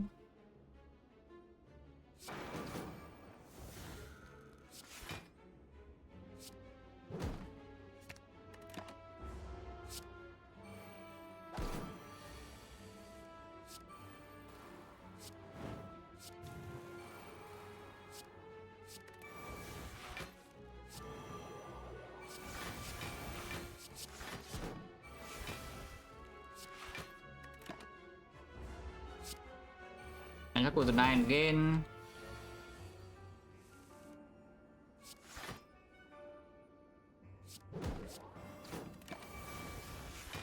Of course, still need to feed. That should be very easy.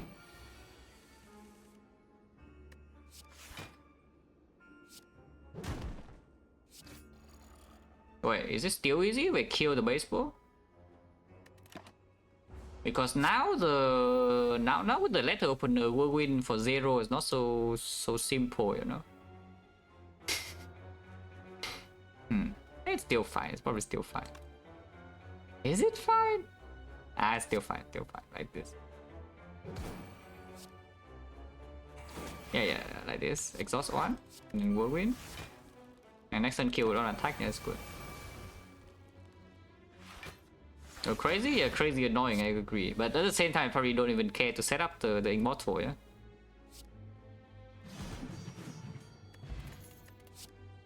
Upgraded. I mean, everything's upgraded. The Evolve with the medkit already not so needed, because we just play the wound, play the things anyway. It's only a good draw on exactly turn 1 the Spear and Shield. And even that is debatable, because it loses 1 draw and gains 2 afterwards, it's just +1. On the other hand, you know, Struck Plus for the block starter. I like having a block starter. Cool.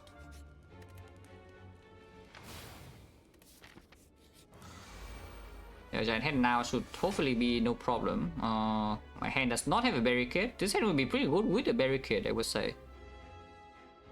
We don't have a barricade in hand, huh?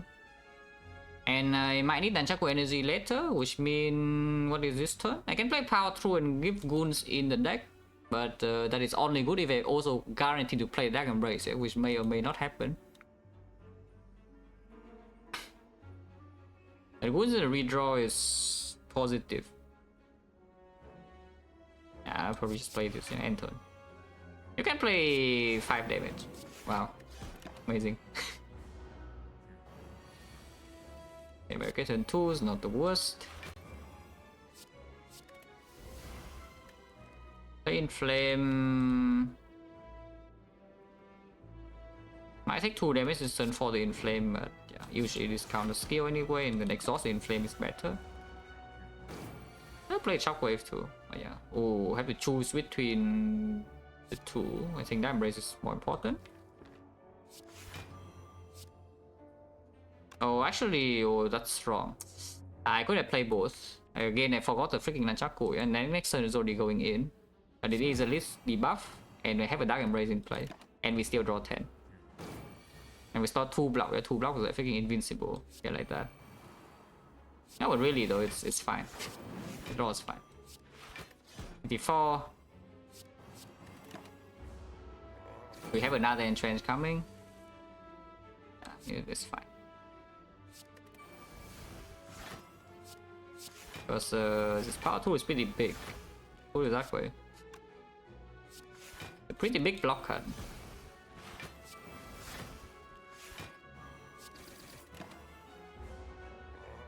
Yeah, and now of course we never take damage.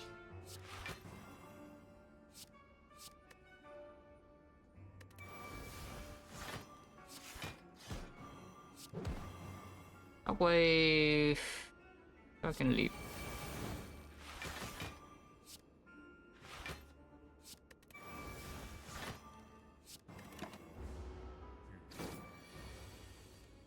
So again, Nunchaku 9. Not compulsory, but yeah, it's good to do. I guess I will do it. You need to go around, no? But we do have the whirlwind.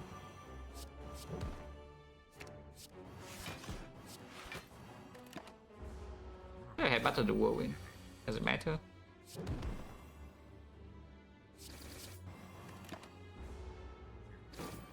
Six attacks from here should be not too problematic.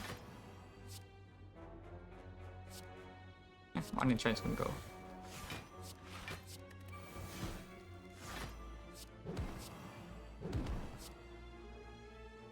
Maybe too much damage.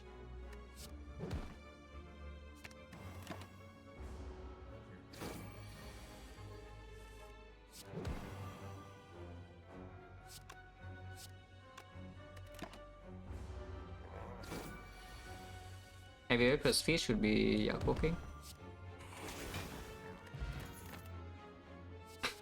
You can take second headbutt if anything. I don't think I care about it. Plus 2 is also... Yeah, plus 2. Toxic egg, by the way, do this. Common attack. Common attack. Common attack. And you guess it, common attack. That's fine, we take plus 2. So here, yeah, it's either Shockwave or the Flame Barrier, and we make the other one in Act 4. Shockwave weight doesn't matter in Spear and Shield too much though. Against the heart, maybe if it's only for second cycle. If anything, it plays more like now, the Shockwave, but I don't even know whether that's true or not when the deck has 2 entrenches. Yeah, I just upgrade the barrier, no? Unless you tell me it's actually time to upgrade Feet. Yeah, with the Feet to get plus 1 here and then plus 2 in the next floor, because you say that this upgrade is worthless, so you upgrade Feet and then you upgrade this in Act 4. Wow. You can also upgrade this. The Funeral Pain generally actually is quite a strong upgrade. Yeah, I didn't even talk about that, but we have a decent amount of exhaust. We have the medkit, power through and whatnot. The Funeral Pain upgrade actually is blocking quite a bit. If you say the Shockwave upgrade never really matters. Is that true or not? It usually is true. If it's not true, it means they have drawn like the worst draw of all time. When the Shockwave is minus actually matters, and yes, the draw that we should play around right now is the worst draw of all time. So the Shockwave upgrade actually can perform. Like upgrade? Nah, I don't even know whether I want to play pack or not. And after that, Embrace and that pack already overdraws even minus. We just need a block starter, really. With 133 HP buffer and plus 10 from Omnitorter as well, just get your barricade in play and then you win every fight.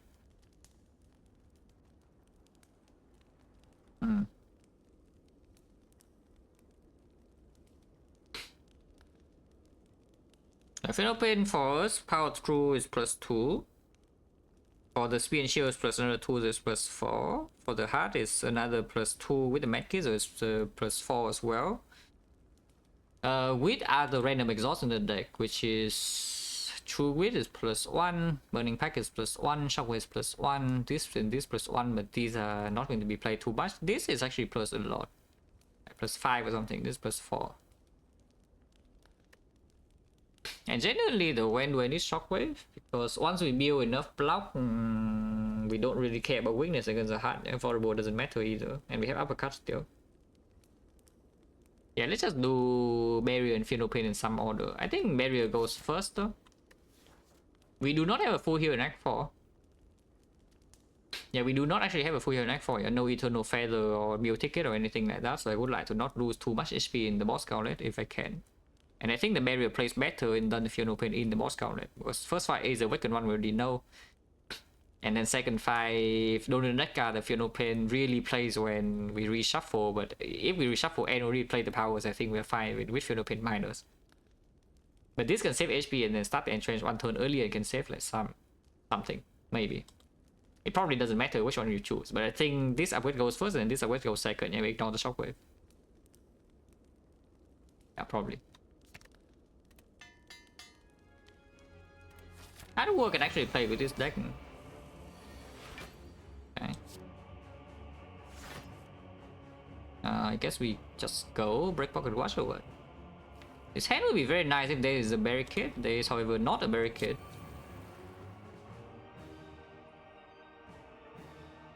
I always feel like Entrench should be an exhaust card, right? I don't think anything regarding game balance. That is what I actually think.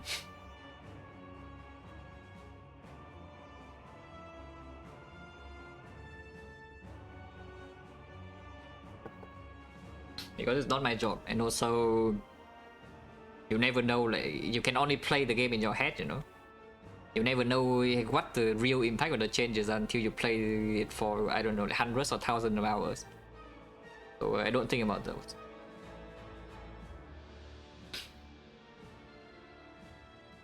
I mean, we can also just not play the Fear No Pain. Because Fear No Pain in the short term for this fight is not actually super positive, yeah? And I do want the Pocket Watch for next turn. Especially when all my block is already freaking here. And there's a headbutt here as well. I need to get this in play, like play this maybe a little bit, whirlwind to kill the minions and then maybe do something. I have 4 energy though, so I can choose with away the defend and then see what I draw.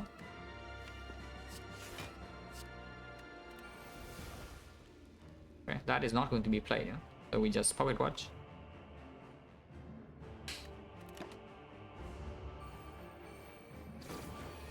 Add a war. Barricade costs 3, huh? Yeah, this fight can actually deal damage, yeah, to us. So I can deal damage to us. Maybe I don't even play the barricade or what, and then the enchant redraw is also bad. That seems like complete nonsense. But because barricade costs 3, even with other war, I cannot really one-shot these with Akabeko. I can, however, play barricade shockwave. Defend. And then next turn Akabeko on this, whoever can still play the power through. I can hope that this discount this or this, but I don't even know what that does. So maybe just play shockwave first and see the cut. Are you? Burning Pack? Yeah, again, Burning Pack we don't even play. A lot of hands we don't even want to play Burning Pack, and if we do, sometimes it's just overdraw, so this upgrade is nonsense. But yeah, I think we just play Barricade, defend, and take the hit.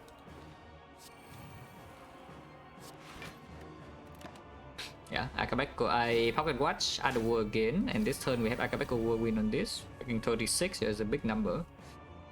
But this is costing, even though this is costing 3, this is costing 0, so we should be fine. I hope. It's 48, but 48 plus the letter opener is killing both, yeah, so it's perfect. Play this, and now play this. They are on a little bit of HP, but we are totally fine. Let's let the opener kill this as well. And then we have the other entrench coming up next. I guess I don't want to play entrench now, so I should not have even played the wound. That's fine.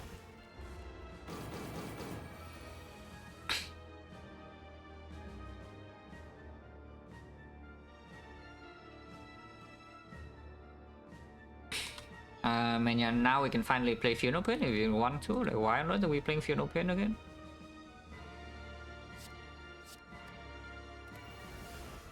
Yeah, like why? No reason, right? Actually, no reason. You could have headbutt the entrench, but I think that is still like what I just did is also okay. I would like to play the inflame at some point, but we need to stabilize first, and then we can inflame and maybe flex vulnerable on with the Reaper. I mean, not this turn. I mean, you can kind of do it this turn, but then you don't have the flex, and you only heal 10. You're missing a tiny bit of HP. On the other hand, you can just wait a bit and then really stabilize. You know, like this, we already never take damage. I guess it means I should have just played the Inflame right there, but it doesn't matter. Doesn't really matter. Fight is already like completely over.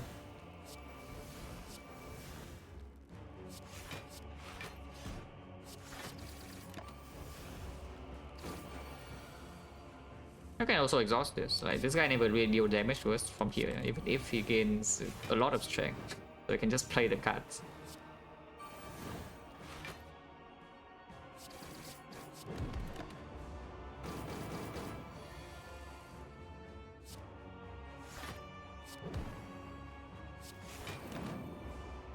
And now we just wait for Flex Reaper turn with Vulnerable, which could happen right now.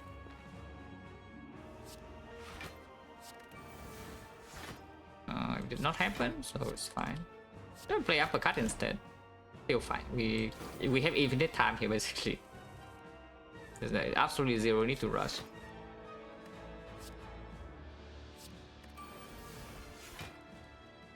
Unfortunately, yeah, these are expensive. I cannot do it yet.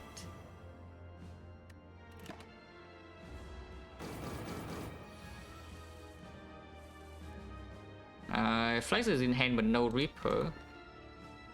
I guess you can do it like this, but then you need Reaper to cost 0/1. And at the same time, I guess you don't need the thing either.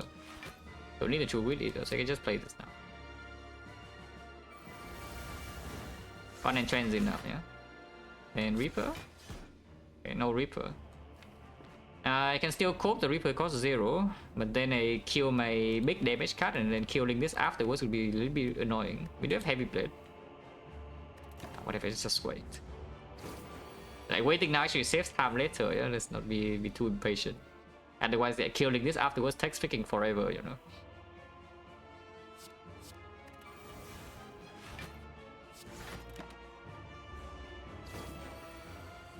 XecnaR, yeah, thanks.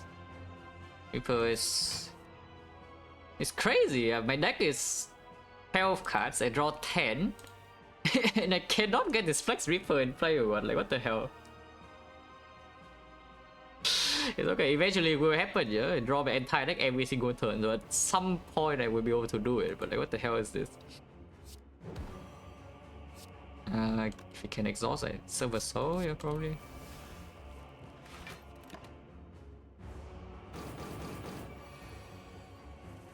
Have I ever died?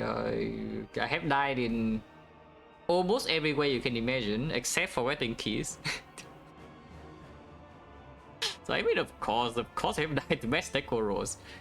In fact, it was not even in Act 4, yeah? It was even earlier. Like the first time I got 14 streak on the effect. I can show you later, I can show you after this one. This one should not be super long from here, I hope. And then if I remember, I can show you the run that killed the defect 14. The first time the effect was on 14.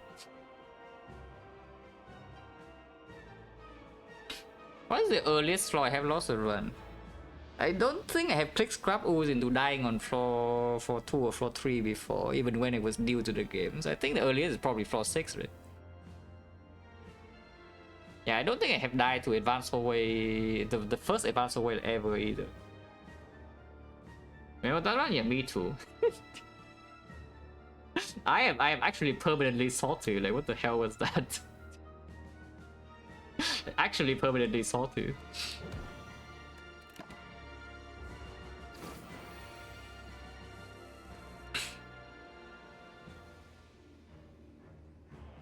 Jogworm is probably like KAQ4, right? Play the KAQ4 seed. Ah, finally Flex Reaper. Holy crap. Yeah, now we are full, yeah? So now we can finally get the hell out.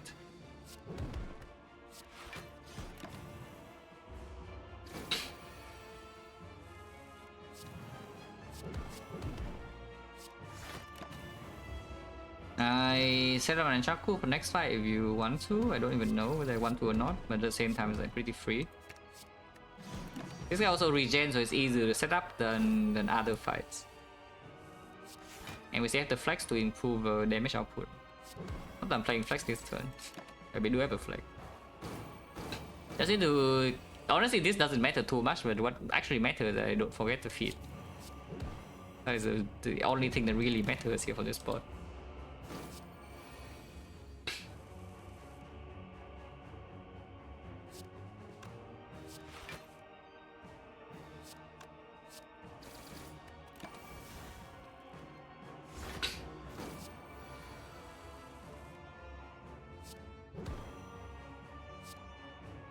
This kills it, so let's not. I can play this. Yeah, now 2 attacks, 1 and 2 feet is perfect. Yeah. Yeah, full HP, exact perfect here. Runendeka, probably easier than Time Eater. I don't know how exactly easy it is though. But relatively speaking, it should be easier. We are still taking front-loaded damage unless I play Struck. If I Struck into Barricade, I'm very upset. If I Struck into the Dark Embrace I cannot play, I'm also pretty freaking upset. So what if we just take 4, you know, exhaust the Inflame? I can also chew it. Because exhausting Inflame doesn't matter, I never care about dealing damage. So I play chew it, also get to exhaust the strike, and at the same time I take no damage. That's probably better.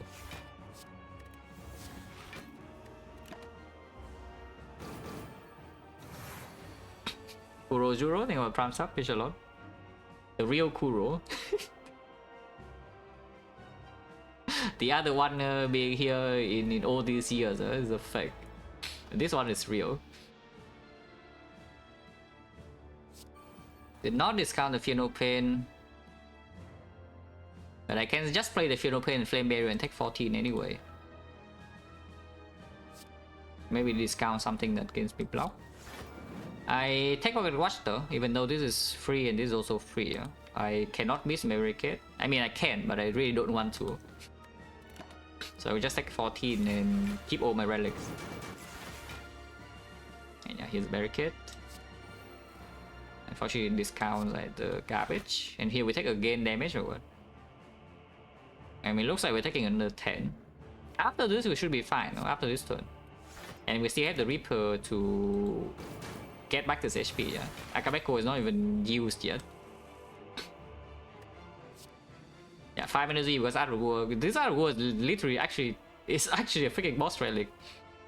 Yeah, as you can see, right, we are not playing attacks and when we are setting up at all, yeah. And then we just play the first attack being Reaper, unless the Whirlwind Akabeko is killing something, which you know by this point it doesn't. So we just gain on energy every single turn after the first turn. Until we are set up and then the Reaper is played. We just never play attacks.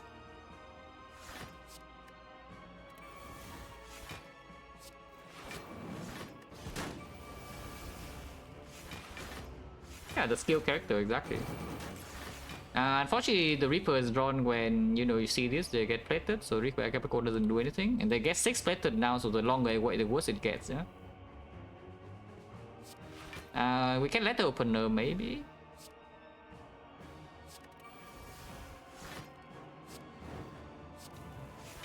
Yeah, and then maybe I can still do this. It's only 14 heal, and 14 is not full HP, but do I really care that much?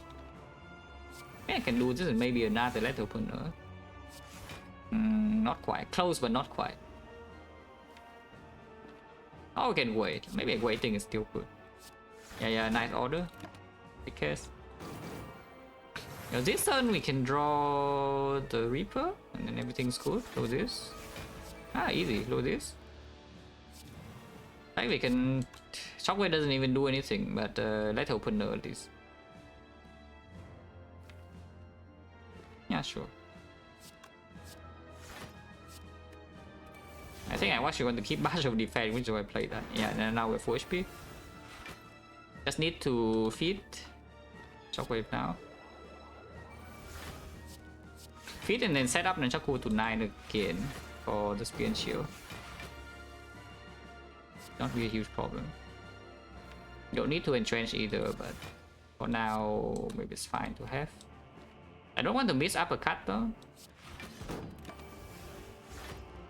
Uppercut actually deals real damage here. Not that we need to kill this anytime soon. But killing is good too.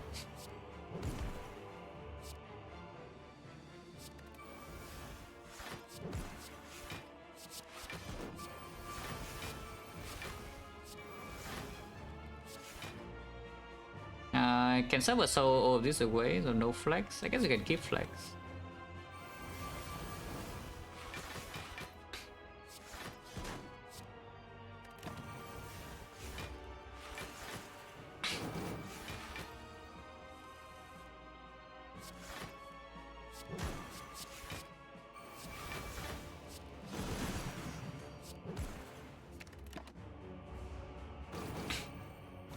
Yeah, I could get the achievement if you want to. Achievement is gone now.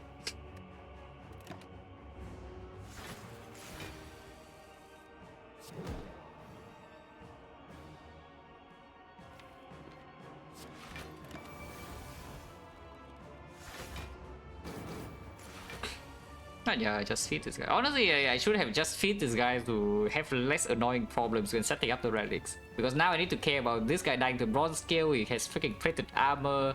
I still need to end the fight with feed. And ideally I want to just go 9, so that's just freaking annoying. So I should have fed this guy.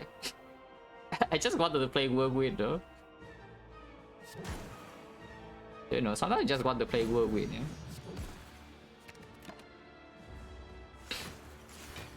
Sometimes you just want to play your Whirlwind, like what can you do? Right? How big is this? 64. I play this now. Yeah, sure. 3 attacks on this should not be too difficult, maybe?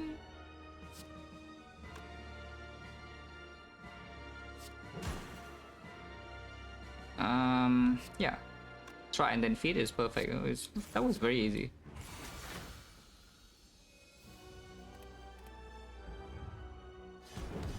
$3D3 perfect gold. And we did say that the shockwave upgrade doesn't matter. So the upgrade here is the funeral pin.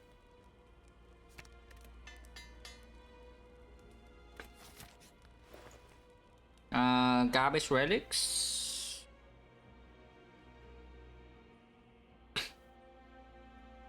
The real thing here is that this block pot, yeah, there's a block pot that's like extremely interesting because I have double entrench. It's just that the block pot blocks only 12 for the first cycle of the heart, and the other thing blocks at 37. We don't have a freaking disarm.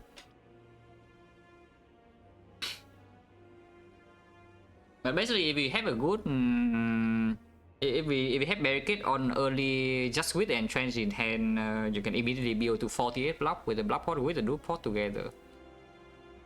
The spot when it's good, I mean, it does exactly one thing. If you think that you are getting completely destroyed by the spear and shield, then you take spot weakness in order to heal back after you stabilize. In the hard fight, it's worthless. But it does one thing. It gives you kind of a full heal in spear and shield.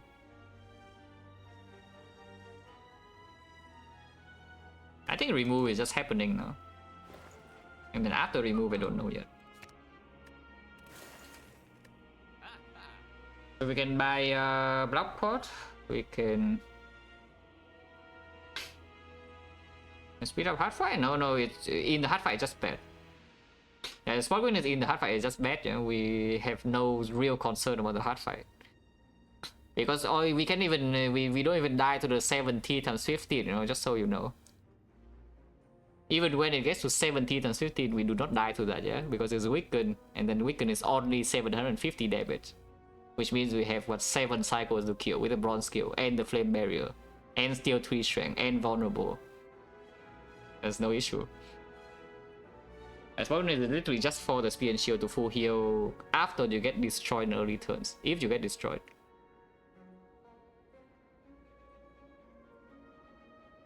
The flower doesn't actually do anything, no? Yeah, the flower actually doesn't do anything in either fight, I would say. Maybe you can claim it does a little bit in the heart, but in the spear and shield, the first time it works is on turn 3. And turn 3 in that fight is freaking forever away. Yeah? If anything, maybe just buy the sling. Literally buy the sling, so Reaper heals +4, you don't add the spot weakness to the deck, because I don't want the spot weakness. Also, the sling makes the relic bar longer, and longer relic bar is good. Because I don't think that this flower does realistically does anything relevant. I say that, and then every single power in the hard fight costs 3, and I only have 5 energy per turn, because Other World plus Reaper, and the flower is nowhere to be found, and then I'm sad. But yeah, I probably still just take the sling because it's the laziest option out of all of these. And this is actually just the laziest option, yeah, of everything in the shop. By far the laziest option. I like the lazy option, guys, but surely I don't die for that. Surely not.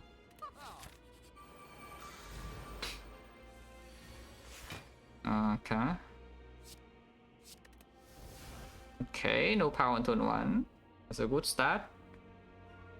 We can, however, power through to headbutt the power through though if you want. Otherwise, next turn we don't really have a way to block. 65, and 65 is a big number. 61 to be honest, because we have medkit. So you can power through and headbutt the power through. Or you can simply just play like what barrier, keep your other wound and draw 8 next turn out of this deck. And the wounds, not the worst, and maybe we have some entrench also in play. If we draw a lot of powers, you can discount the whole hand and then play the double entrench on some block here. And we still have the Nunchaku untouched, so potentially you have 6 energy next turn. You spend all your energy and play Whirlwind for 0. You have 6 energy and you can actually play your block. Because putting this on top here, this is good. This is good to play next turn, but at the same time I don't even know how good it is. It costs me like 2 extra energy, potentially. When none of my powers are in play yet, and this fight doesn't really happen until my powers are in play, you know. Yeah, I think I just play the Flame Barrier and take both the Other World and the Pocket Watch. I mean, Pocket Watch is taken regardless, but I think I want to just take the Other World and keep the Nunchaku. Hopefully not dumb again. We can let opener, yeah, why not? Akabeko doesn't really matter too much. So I can get destroyed this turn. Of course we break the Pocket Watch this turn, yeah. That much is clear. Once again, bottom decking Funeral Pain and the Barricade. And next turn I don't have a lot of way to block. Yeah, with True Grit right now we can miss something pretty important. Or I can simply play like Defend and Trench. If I Defend and Trench block 38 and we take 23. But next turn I have these cards, which is not exactly super great either. I think I want to draw +1. Also, this is blocking a little bit more. Flex later on actually can heal. I guess the Whirlwind doesn't matter. Whirlwind will matter if I draw into a Funeral Pain 1 cost, no? Right now. Maybe Heavyweight doesn't matter. Oh, Barricade. I like Barricade. I mean, it doesn't BO block this turn, but it's not bad. Yeah, it's suddenly not bad. We take only 5. This one could be a little bit annoying, especially when, you know, we lose a 50-50. But hopefully it's still okay. Need to turn around, so bash first and then inflame. Yeah, bash first and then inflame to discount Ghostly Armor, and then we play Ghostly into Entrench, yeah? So I'm still taking a lot of damage this turn, but afterwards hopefully we're stabilized with all powers in play. And then we still have a lot of HP, Reapers unplayed. I need to bash, otherwise I cannot turn. And then I'm sad. Oh, yeah, block 30. Lose a 50-50 is a 26 here. But now we should be stabilized. Now we should be stable, and then we still have a lot of HP and all powers in play. And then the fight's probably over. Haven't even play Reaper and still have feet. Yeah, like completely okay. Is absolutely zero issue.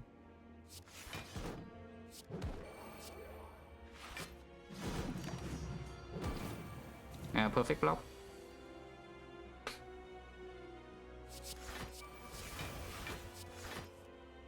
Shockwave was so down, so the Reaper gets even stronger once it's played, which would be right now. If you're really hopeful, you can play the flex. I mean, not really hopeful. If you're not pessimistic as hell, you can play the flex before the Silver Soul. If you play this and then you roll Reaper 3 cost, or you're pretty freaking sad. How much am I healing already, by the way? 3 strength, so Reaper is 720. Oh, I'm 98, so 104. I'm missing 5 HP. 5 is none, because we use this turn 1 as well. We have Anchor. So I simply just play the Silver Soul, yeah? 5 is like nothing. Yeah, it's 0 cost. So I could have healed this 5, but at the same time, I don't care. Yeah, and now we are done. This fight is already over. The last thing we need to do is to feed Akabeko, not Akabeko, Nunchaku to 9 ideally happens, but if it doesn't happen, well, nobody cares.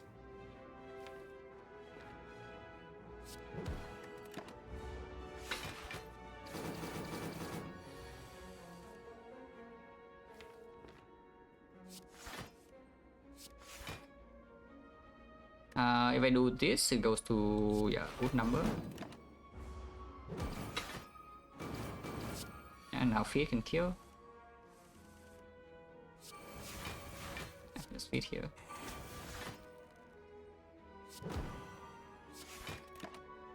Gonna attack kill this and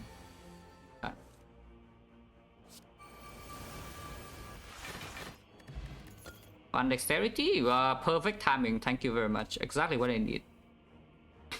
You can take +2. You can take a block starter again. This block for 14. Don't think I need it though. With this 1, 2, 3 block starter, and we still have loop pod. I don't think this is even good. I just take +2. Yeah? Also, I want to be bigger.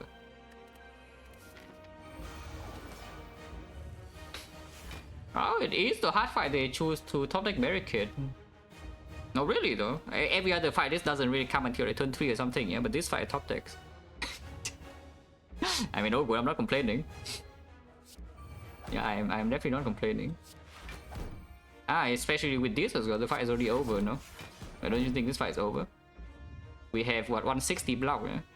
And I'm not vulnerable, and I have another entrench. Yeah, fight's already done. Yeah, 160. It's weakened. I'm not vulnerable.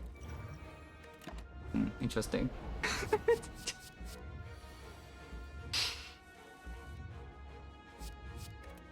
Yeah, interesting turn of event. In fact, we get even more. Honestly, I should exhaust Ghostly instead of letting it stay in the deck. So I should probably just play this. I mean, the High is going to try its best, but I think it will fail.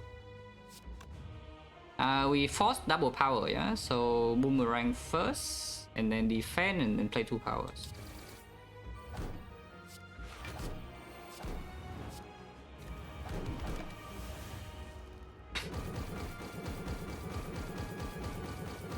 And yes, we don't die even if it goes to 70 times 15, because we can just apply Witness. For now, yeah, doesn't really matter. And exhaust this now for free. Shuffle now. Shuffling's fine.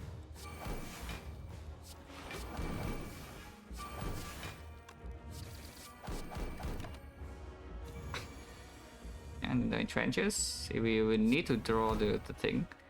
Honestly, if you want quality of life, you could have used artifact pot for the flex drag instead.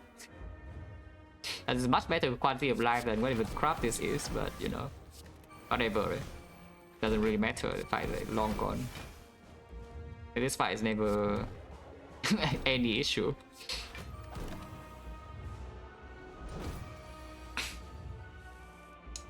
No flame barrier here though. I'm quite sad.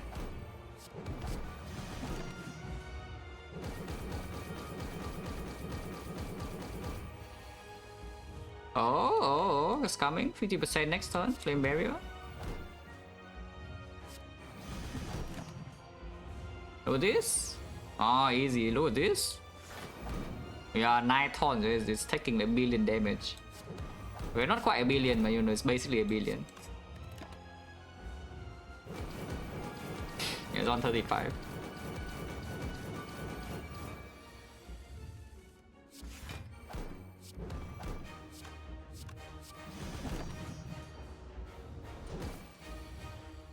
But again, this run is yeah, one of the free ones.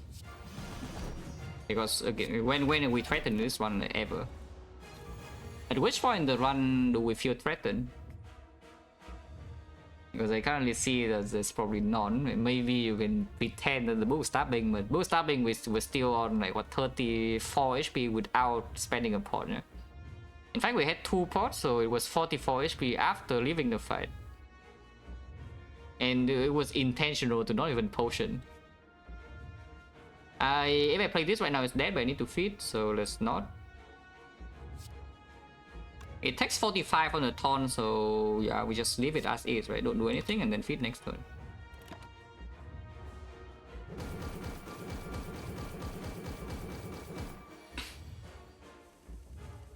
Because I don't know which one you're referring to, but I think it's just the one with die, right? I lost by 2 HP. The one with like burner start, but then everything's terrible. Yeah, I died to hard by 2 HP. Next time we always feed because we draw 10.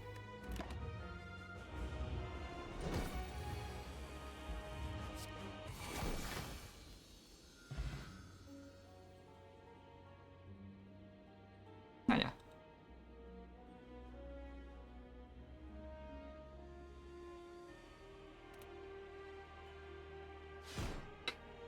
So the start was maybe a tiny bit dubious, because for transform 2 into like okay cast but not amazing, and then no potion first 3 fights, but you know, we got through first elite clean, very clean, 0 damage taken, and then there's a pocket watch.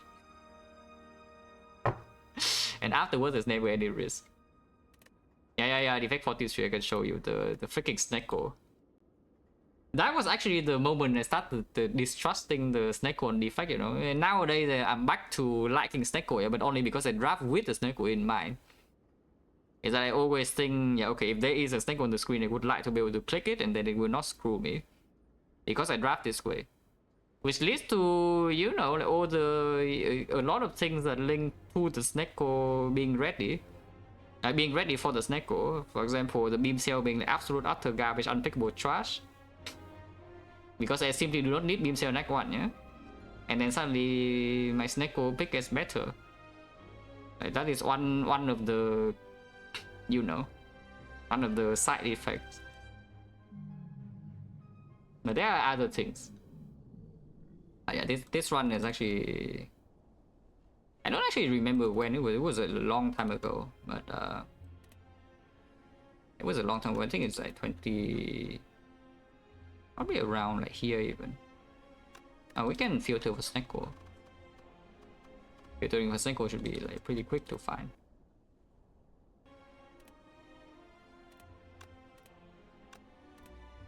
Yeah, not many runs. Like maybe here is this. No, we die in 3. Oh, here, yeah. Ah. Yeah, after it was on a 14 streak on defect.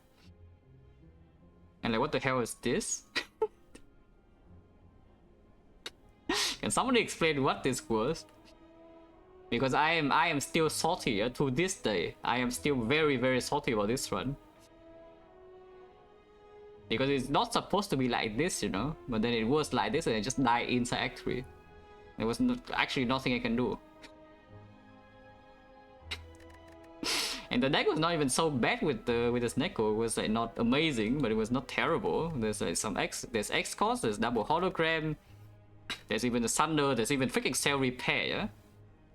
There's a huge algorithm.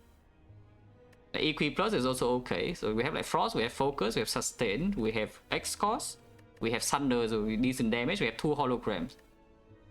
And I just died. happens? Yeah, I know it happens, but that's the thing, like, that's bullshit. That this kind of thing happens when it was, you know, on such a massive streak. At the time, the world record was 16, yeah? And it was the first time I got 14. And then you just die like this. It's annoying as hell. And this made me actually distrust the snake on defect for, I would say, probably a year and a half. Recently, I want to make the snake like open, basically clickable every single time I see it on defect. So, you know, the early meteor strike happens, the beam cell not getting in my deck ever, and like a bunch of other changes also linked to that. But yeah, like this was bullshit. That's fine, that's fine. Funny, because we literally have a snake on this run. It looks like it's actually being slightly negative or for average, but at the same time you don't care, right? Like, do you actually notice the snake cost? I know that is a sign of a good deck with Snecko. That no matter what the Snecko hero, you don't really notice, yeah, because it doesn't matter. Like, I'm sure there are some hands we see like multiple 3s, there are some hands we see multiple 0s, and nobody cares.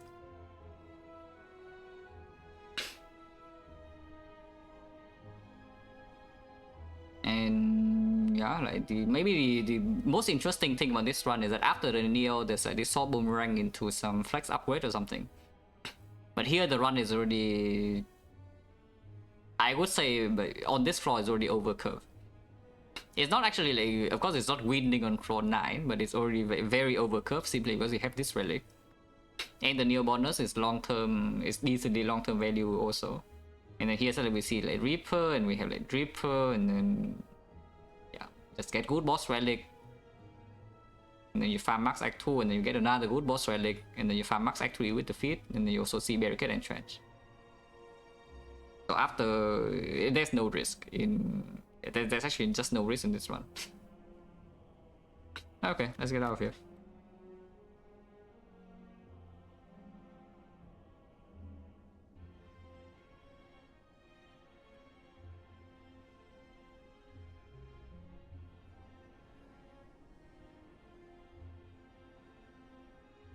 And run now.